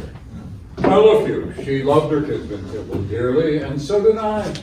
But we are born to die. Now 'tis very late. She'll not come down tonight. I promise you, but for your company, I would have been to bed an hour ago. These times will afford no times to woo. Madam, good night. Commend me to your daughter. I will, and know her mind early tomorrow. Tonight she is mewed up to her heaviness. Sir Paris, I will make a desperate tender on my child's love. I think she will be ruled in all respects by me. Nay more, I doubt it not. Wife, go you to her ere you go to bed, and acquaint her of my son Paris's love, and bid her, mark you me, Wednesday next. No, what day is this? Monday, my lord. Monday. Well, Wednesday is no good. A Thursday, let it be. A Thursday, tell her she shall be married to this noble earl, and there's an end to it. But what say you to Thursday? My lord, I would that Thursday were tomorrow. Well, get you gone. A Thursday be it then. Now go thou to Juliet ere you go to bed, and prepare her wife against this wedding day. Farewell, my lord. Lights to my chamber, ho! Before me! For it is so very late that we may call it early by and by. Darling, you sent me. I know you sent me. Darling, you sent me. Honest you do, honest you do, honest you do. You real me. I know you real me. Darling, you real me.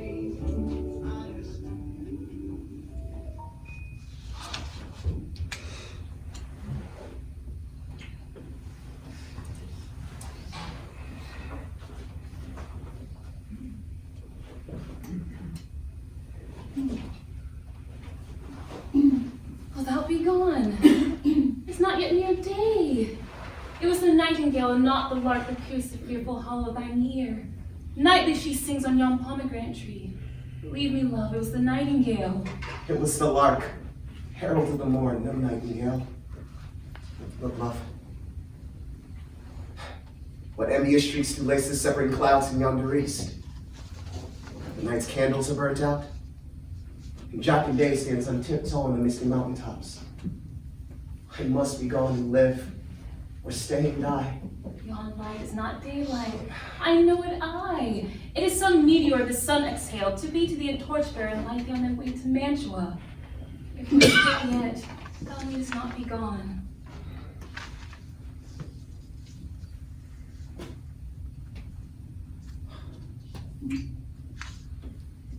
Then let me be taken. Let me be put to death. I am content, so thou will have it so. I'll say, young grey is not the morning's eye. 'Tis the pale reflex of Cynthia's brow. Nor that is not the lark whose notes beat the vaulty heaven so high above our heads. I have more care to stay than will to go. So come, death, welcome. Juliet wills it so. How's it, my soul? Let us talk. It's not day. It is. It is. Be gone. Away.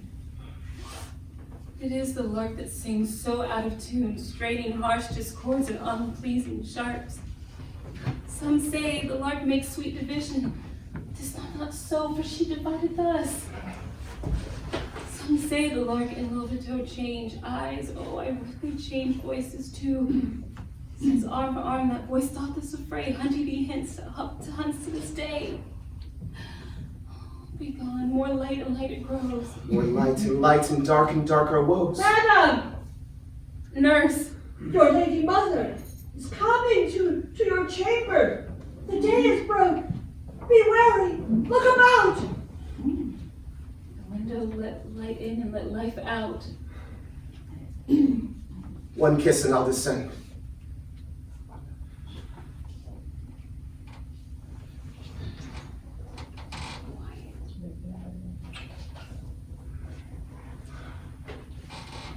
Be gone so, Lord love I, husband, friend. I must hear from thee every day in the hour, for in a minute there are many days. Oh, by this count will be much in years, like behold my Romeo. Farewell. Thou thinkest we shall meet again? Doubt it not. And all these woes will serve as sweet discourse in our time to come.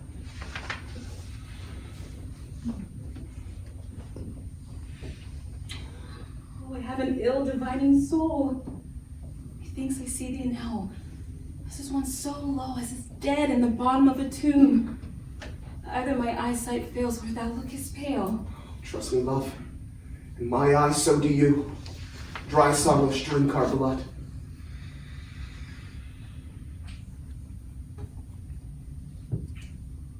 Adieu.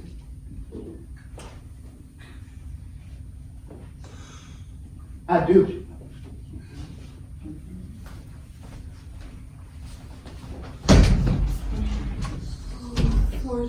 Fortune. Oh, men call thee fickle. If thou art fickle, what hath with him that is so renowned in faith? Be fickle, Fortune, for I hope thou wilt not keep him long, but send him back. Oh, daughter, are you up? Who is it that calls?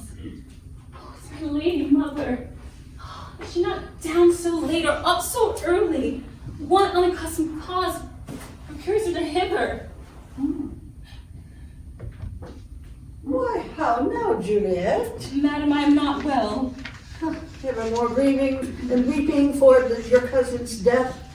Well, shall thou think thou can wash him from his grave with thy tears? If thou couldst not make him live, so have done. Some grief shows much of love, but much of grief shows still some want of wit. Yet let me weep for such a feeling loss. So shall you feel the loss, but not the friend which you weep for. Feeling so the loss, I cannot help but weep for the friend. Well, girl, thou weeps not so much for his death as that the villain lives which slaughtered him. Aye, madam. What villain? Oh, that same villain, Romeo. Villain and he be many miles asunder. God pardon him, I do with all my heart. Yet no man like he doth grieve my heart. That's because the traitor murderer lives.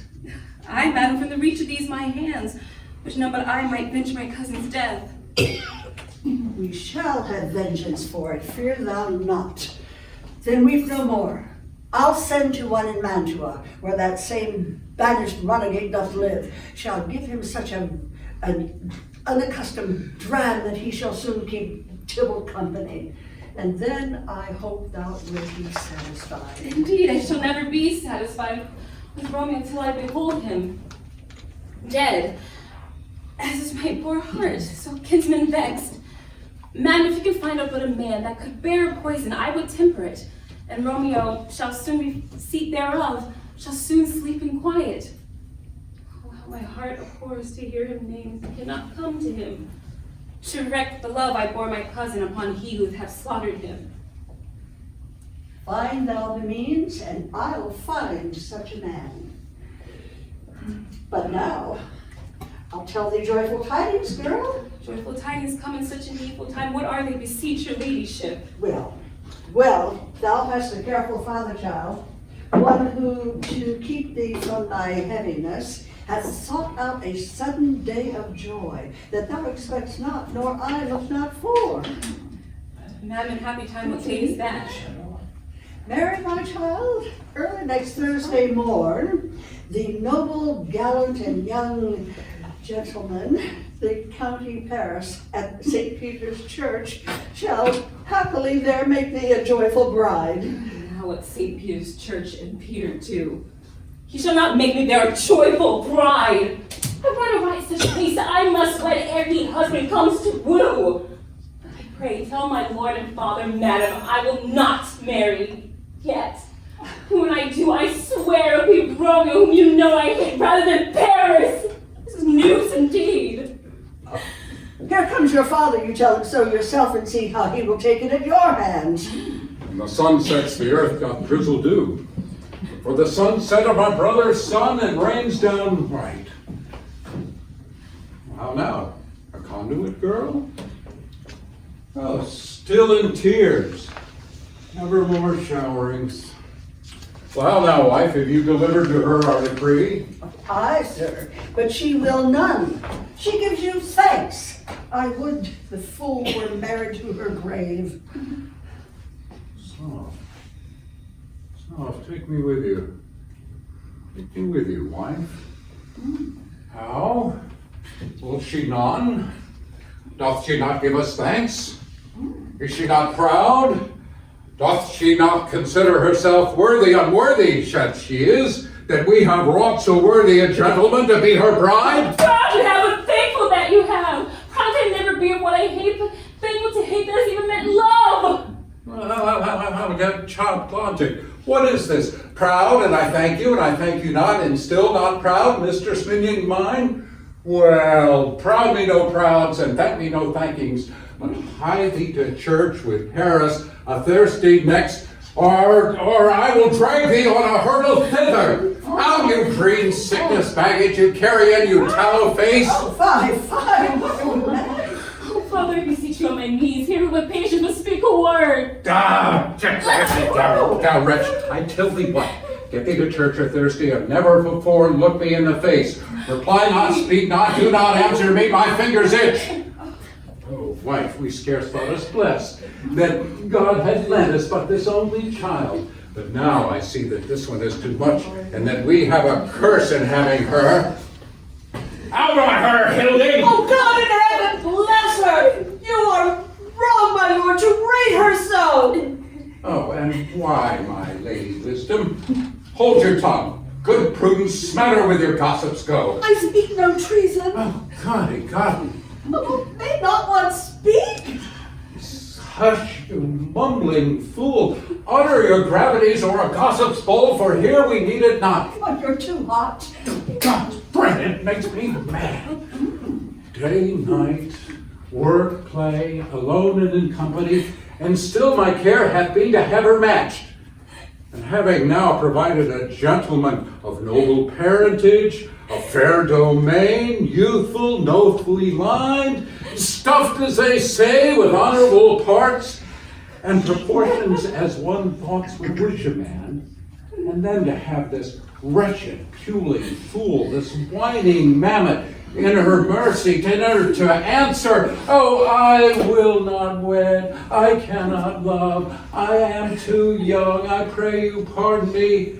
But you will not marry, and I'll pardon you. Graze where you will, for you shall not house with me. Oh, No pity sitting in the clouds. I can see to the bottom of my grief. Oh, sweet my mother, cast me not away. Leave this marriage but a month or a week, or make that bridal bed in that dim monument where Tybalt lies. Talk not to me, for I'll speak not a word. Do as thou wilt, for I have done with thee. Oh. Oh, God.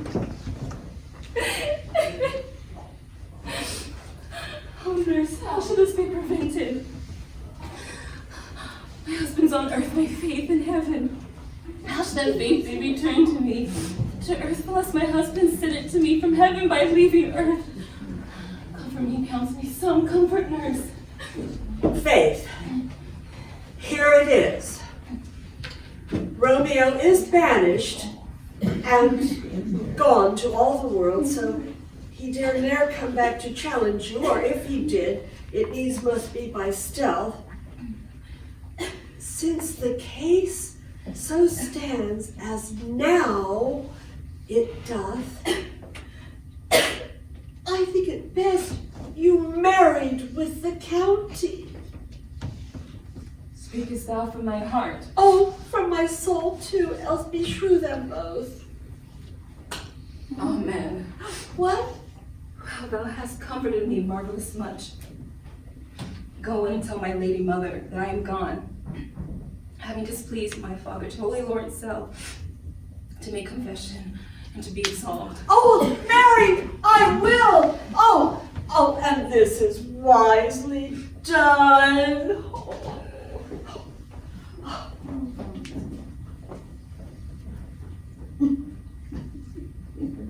Ancient damnation, oh most wicked fiend, some more sin to wish me forsworn, or to dispraise the name of my Lord with that same tongue! To the friar who knows remedy. If all fails, I myself have power to die.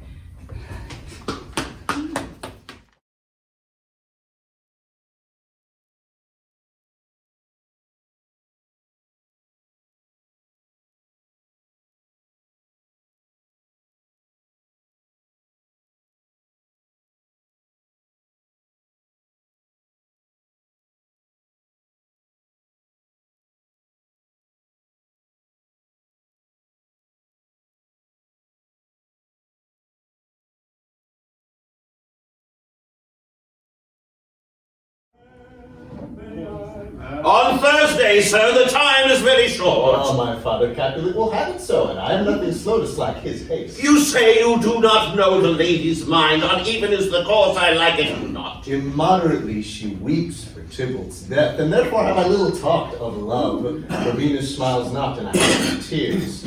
Now, her father counted dangerous that she do give her sorrow so much sway, and in his wisdom hastes our marriage to stop the inundation of her tears, which, too much minded by herself alone, may be put from her by society. Now do you know the reason of this haste? I would I knew not why it should be short. But look, my lord, here comes the lady toward my cell. Happily met, my lady and my wife. That may be so, sir, when I may be a wife. That may be, must be love on Thursday next. What must be shall be. That's a certain text. Come you to make confession to this father? To answer that, I must confess to you. Well, not deny to him that you love me. I must confess that I love him. So will ye, I am sure, that you love me.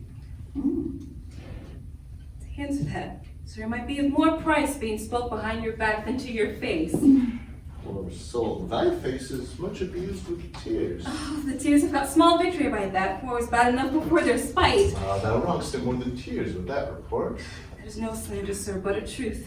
And what I spake to my face. Thy face is mine, and thou hast slandered it. That may be so, sir, for it's not mine own.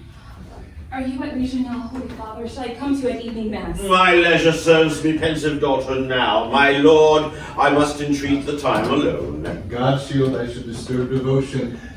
Juliet, on Thursday early will I rouse thee. Till then, adieu, and keep this holy kiss.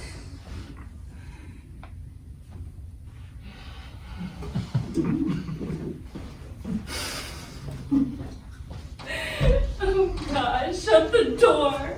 When thou hast done so, come weep with me past hope, past cure, past help. Oh, Juliet, I already know thy grief. I hear thou must be married on Thursday next to this county. Friar, tell me how I should prevent it. And in thy wisdom thou cannot give me help. And this night shall help it presently. Grant me present counsel, or behold, twixt my extremes, and me in this bloody night shall play the umpire, arbitrating thy years of commission and art, which will no honor bring. Old daughter, I do spy a kind of hope.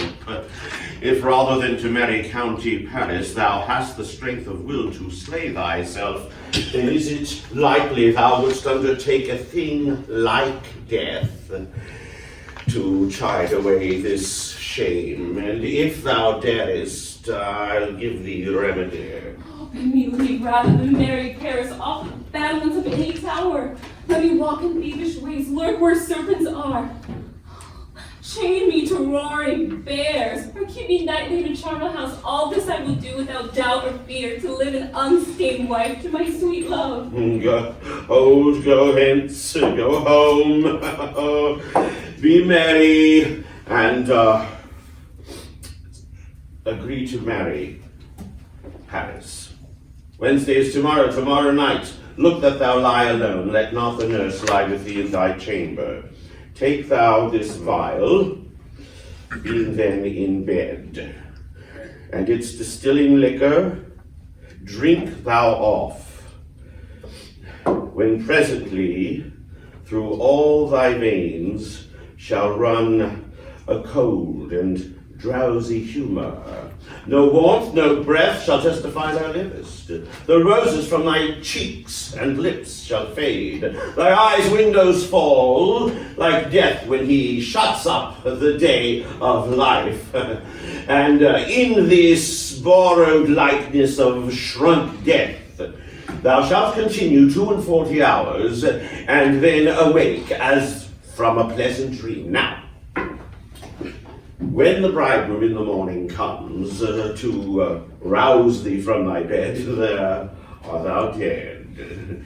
Now in the meantime, against thou shalt awake, shall Romeo by my letters hear our drift, and hither shall he come, and he and I shall watch thy waking, and that very night shall Romeo bear thee hence to Mantua. Oh, give me. Oh, tell me not of fear. Go hence, get thee hither, and I will send a friar with speed to Mantua with my letters to thy lord. Oh, Lord, give me strength, and strength shall help afford. Farewell, Father.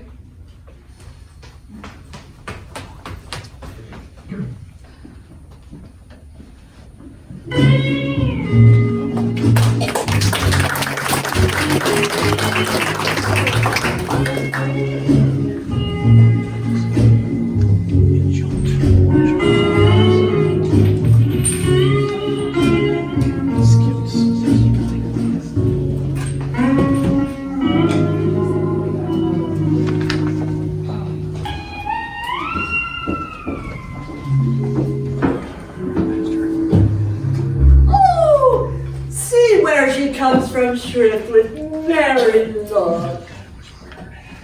How now, my headstrong? Where have you been gadding? Where I've learned to repent my sin of disobedient opposition to you and your behest, and am enjoined by holy lords to fall prostrate here to beg your pardon. Pardon me, beseech you.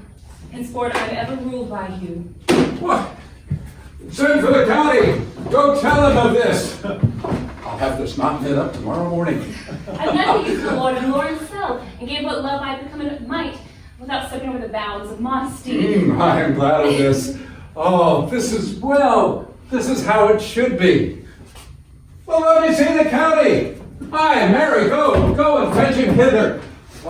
Now, before God and this holy reverend friar, our whole city is much bound to him. Nurse, will you go with me into my closet and help me sort through needful ornaments, which you see they'll fit me for tomorrow? No, not until Thursday. There's time enough. Nurse, go with her. Go with Juliet. We'll to church tomorrow. We shall be short in our provisions. 'Tis now near night. Oh, tush, tush, tush, tush, tush, tush. I will stir about. All things shall be well. Now, go thou to Juliet and help to deck her up. And I will walk myself to County Paris and help him up against tomorrow. Oh, my heart is wondrous light that this same wayward girl is so reclaimed.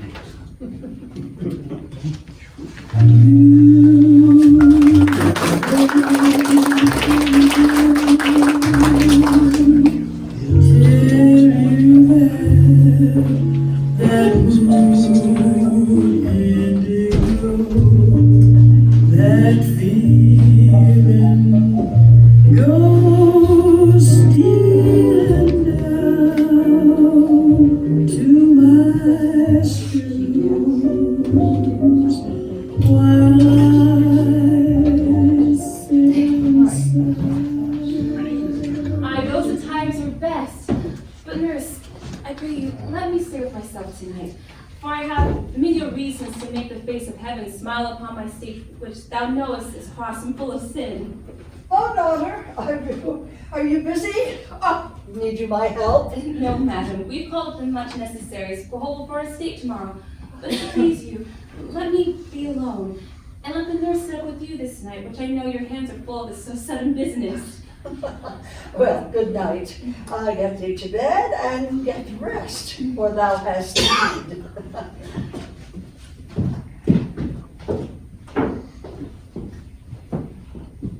Farewell. God knows when we shall meet again. Oh, I have a cold, faint fear that thrills through my veins. I almost freeze up the heat of life. I will call him back to comfort me. Nurse! Oh, what should she do here? My dismal scenes I needs must act alone. Come, Vile. What if the mixture do not work at all? Will I be married tomorrow morning? No. No, this shall forbid it. Lie thou there. What if it be a poison? The fire subtly hath ministered to make me dead, lest he be dishonored in this marriage, since he married me for to Romeo. Or what if when I'm laid into the tomb, I awaken before Romeo comes to redeem me? There's a fearful point. Or shall I be stifled in the vault, whose foul mouth no wholesome air breathes in? Die strangled before Romeo comes. Romeo, Romeo, Romeo. Here's drink. I drink to thee.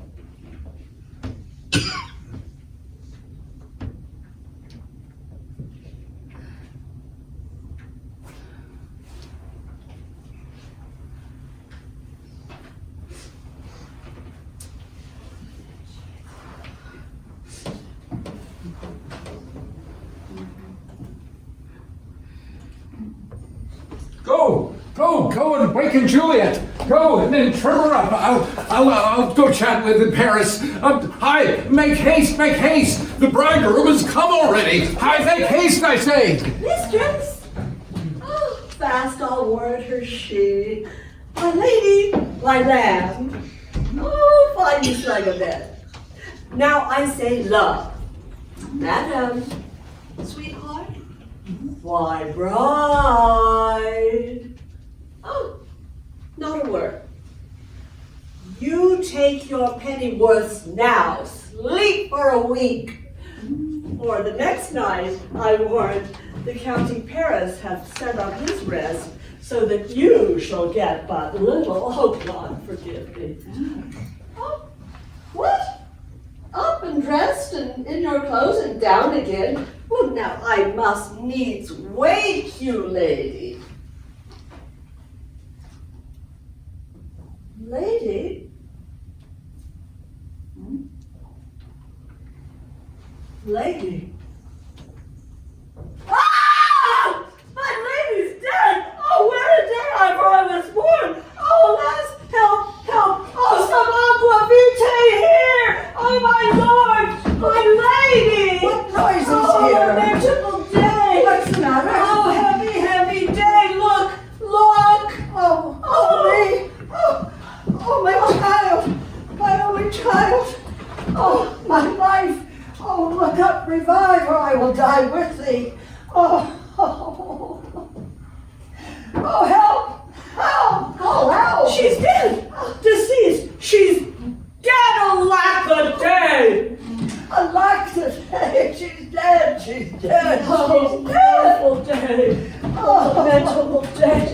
Oh, woeful time.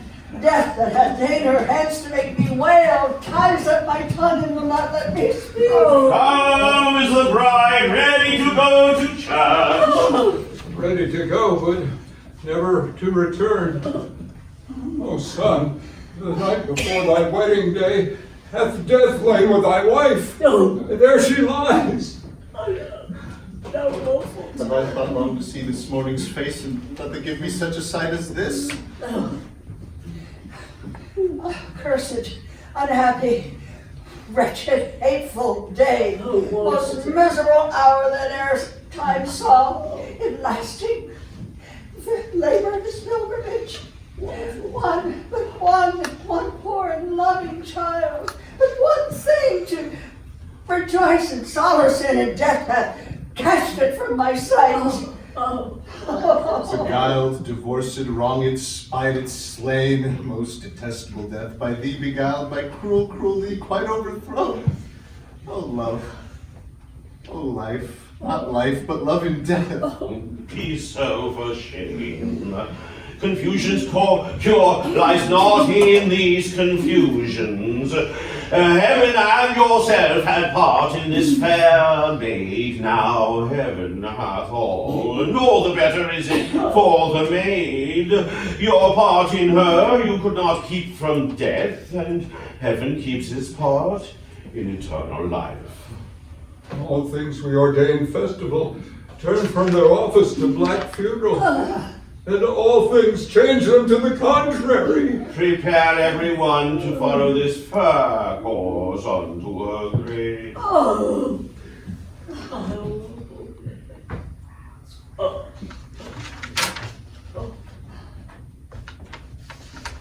Dream lover, where are you?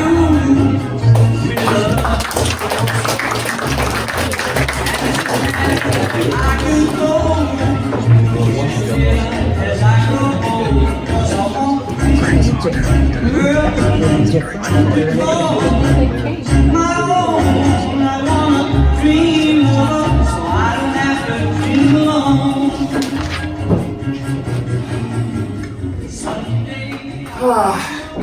If I may trust the flattering truth of sleep, my dreams precede some joyful news at hand. My bosom father sits lightly on his throne, and all day an unaccustomed spirit lifts me from the ground and fills me with some cheerful thoughts. I had a dream tonight that my lady found me dead and breathed such life into me with a kiss from her lips that I was revived and became an emperor. Oh, news from Verona. How now, Balthazar?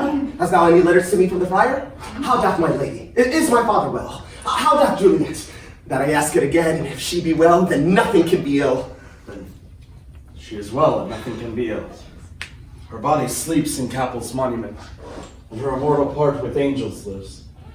I saw her laid low in our kinsman's vault, and presently took post to tell it you. Oh, pardon me for bringing these ill news, since you did leave it for my office, sir. Is it done so? No! No! No! Then I defy you, stars! Dost thou know my logic? Give me ink and paper and hire post horses. I will hence tonight. I beseech you, sir, have patience. You look so pale and wild, and do import some misadventure. Tush! You are deceived! Leave me and do the thing I bid thee to do! Hast thou have no letters to me from the friar? No, my good lord. No matter. Get thee gone. I'll be with you straight. No. No. Oh, Juliet. I will lie with you tonight. Its secret means, oh mischief, thou art swift to enter into the mind of a desperate man. I do remember an apothecary and where he dwells, and if a man ever did need poison who sells death in Mantua, here lives a wretched catnip that would sell it to him. And it's that same thought that will run my meat. And it's that needy man that will sell it to me. But remember, this is his house. Being holiday, the beggar's shop is shut. What ho, apothecary? Who calls so loudly? Come hither. I see thou art poor. Stay.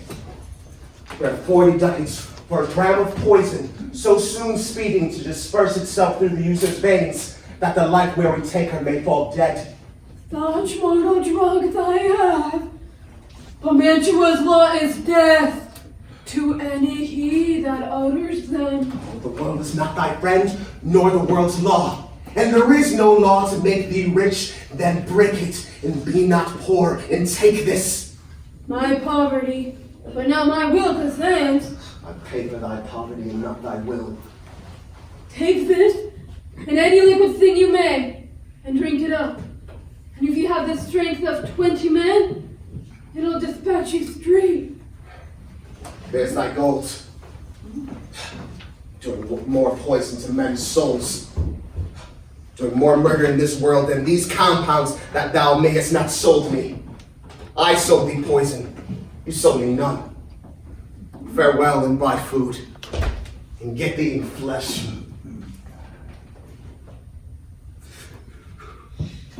Come cordial and not poison. Come to Juliet's grave. For there I must use thee.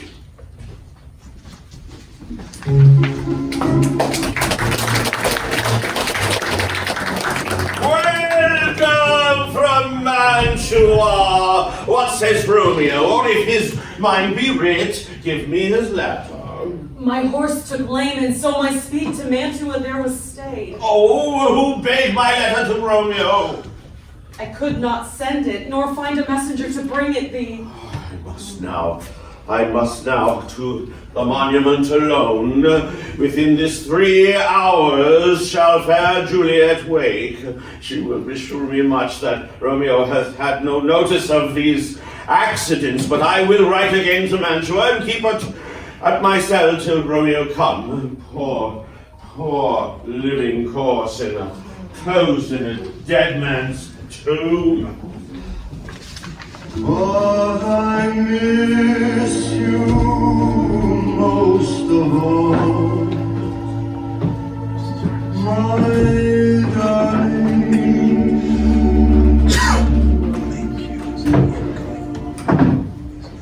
When autumn leaves start to fall.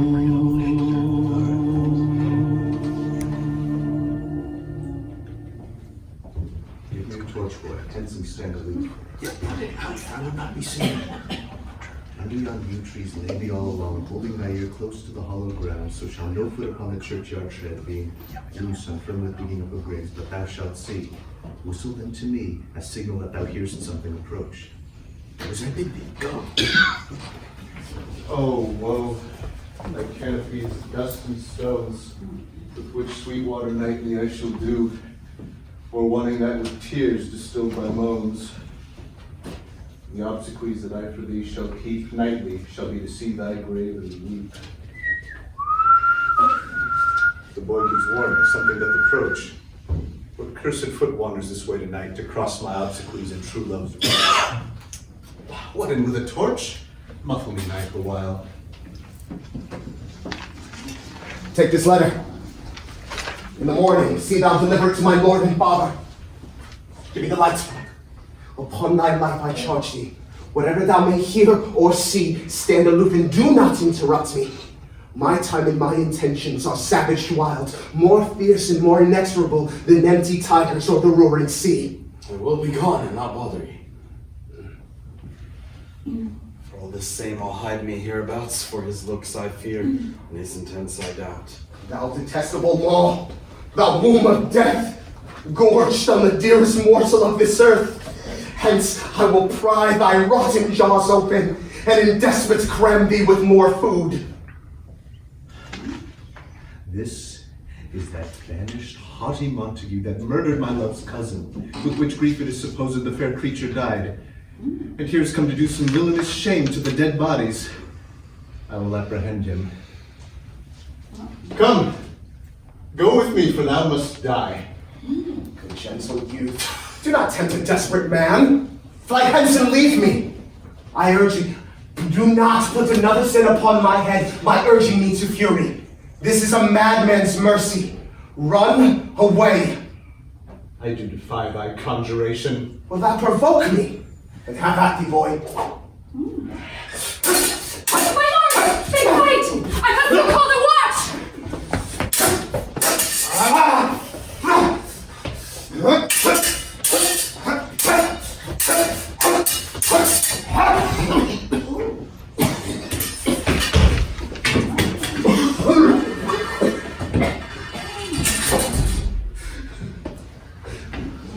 No, no, no! Oh, my love, my wife!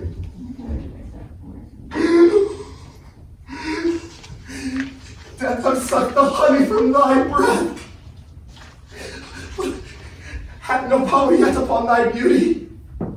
You are not conquered. Beauty ensigns it yet, is crimson in thy lips and in thy cheek. This pale flag has not advanced there. Oh, Juliet.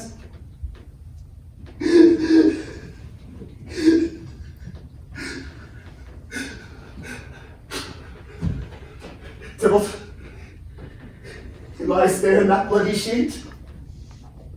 Oh, what more can I give to thee than with the hand that cut that youth in twain to sunder this, his enemy? Oh, Juliet, why art thou yet so fair? Am I to understand that unsubstantial death is amorous? That the league-aboard monsters keep thee here in the dark to be his paramour? No! For fear of that, I will stay. I will stay in this palace of dim night and never depart. To remain here and have the worlds be thy chambermaids. Here, I will set up my everlasting rest.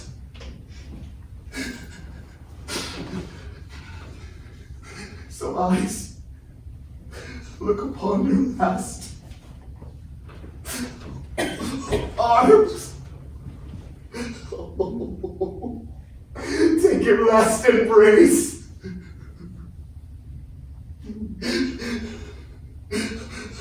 And lips sewn to doors. Seal with a righteous kiss this dateless bargain with engrossing death.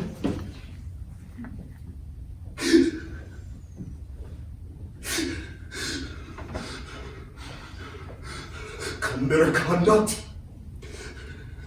Come, unsavory guide. Here's to my love.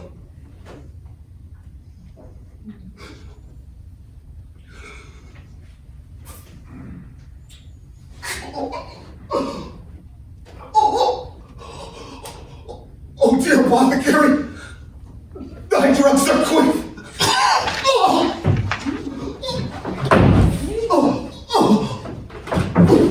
Thus, with a kiss, I die.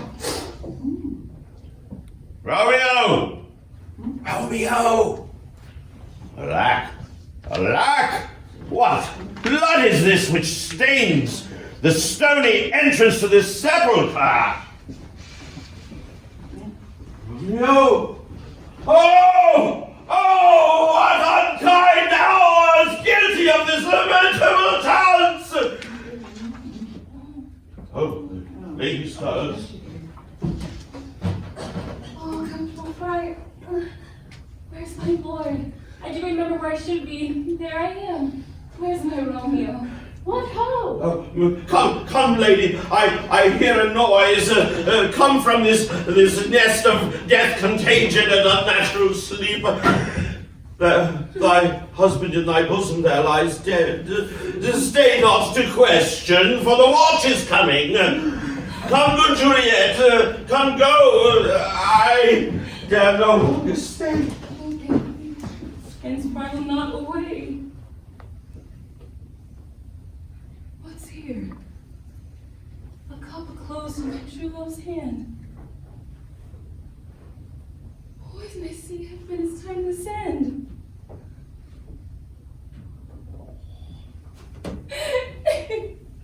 Old child drank all, left no help. Happy drop to live for me, to help me die with the restorative. I will kiss thy lips. Have I sown poison, hang on them. Thy lips are still warm. Lead, boy, which way? Hearing noise, and I shall be brief.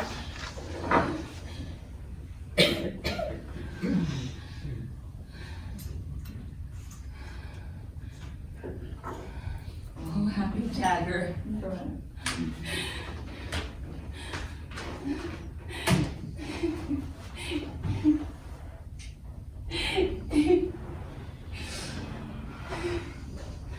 This is thy sheath.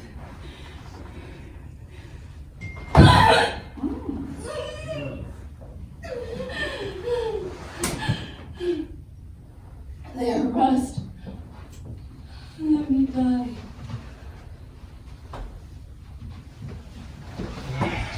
What misadventure so early up that wakes our figure from our morning rest? What should it be that is so shrieked abroad?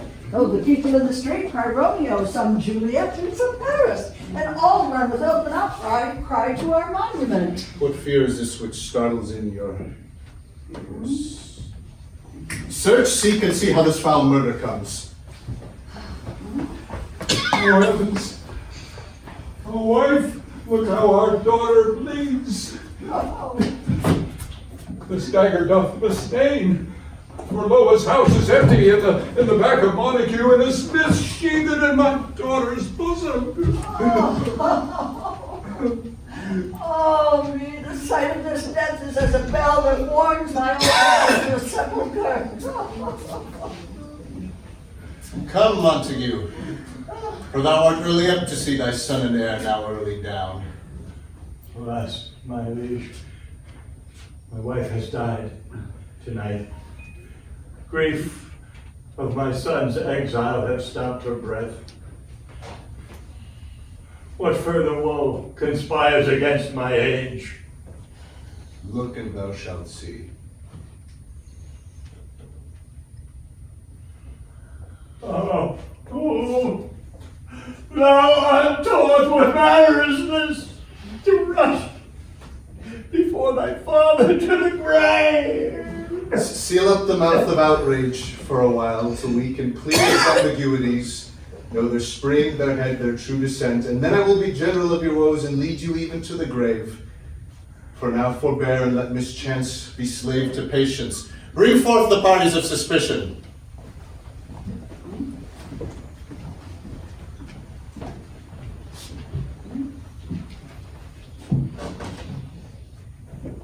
Well, say it once without us knowing this. I will be brief. Romeo, there dead, was husband to that Juliet. She, there dead, that Romeo's faithful wife. I married them. And the stolen marriage day was Tybalt's doomsday, whose untimely death banished the new-made bridegroom from this city, for whom not Tybalt, Juliet kind. You, to remove that siege of grief from her betrothed, and would have married her perforce to County Paris. Then came she to me, and with wild looks bid me devise the mean to rid her of this second marriage, or there at my cell would she kill herself. Then gave I her a sleeping potion, which so took effect as I intended, that it wrought on her the form of death. Meantime, I writ to Romeo that he should hither come, and help to take her from her borrowed grave, being the time the potion's force should cease. But he who bore my letter, Friar John, was stayed by accident, and yesternight returned it to me. Then all alone came I to take her from her kindred's vault. But when I came there, some moments ere the time of her awakening, here untimely lay noble Paris, good Romeo, dead. She wakes, and I entreated her to come forth. But the noise did scare me from the tomb, and she, too desperate, would not go with me, and as it seems, did violence on herself. All this I know. And so let my old life be sacrificed some hour before its time unto the rigor of severest law. We still have no need for a holy man. Where is Romeo's man? What can he say to this? I brought my master a letter, news of Juliet's death, and then in post he came from Mantua to this same place, to this same monument. This letter, he early bid me give his father, and then threatened me with death going into the vault if I departed not and left him there. Give me the letter, I will look on it.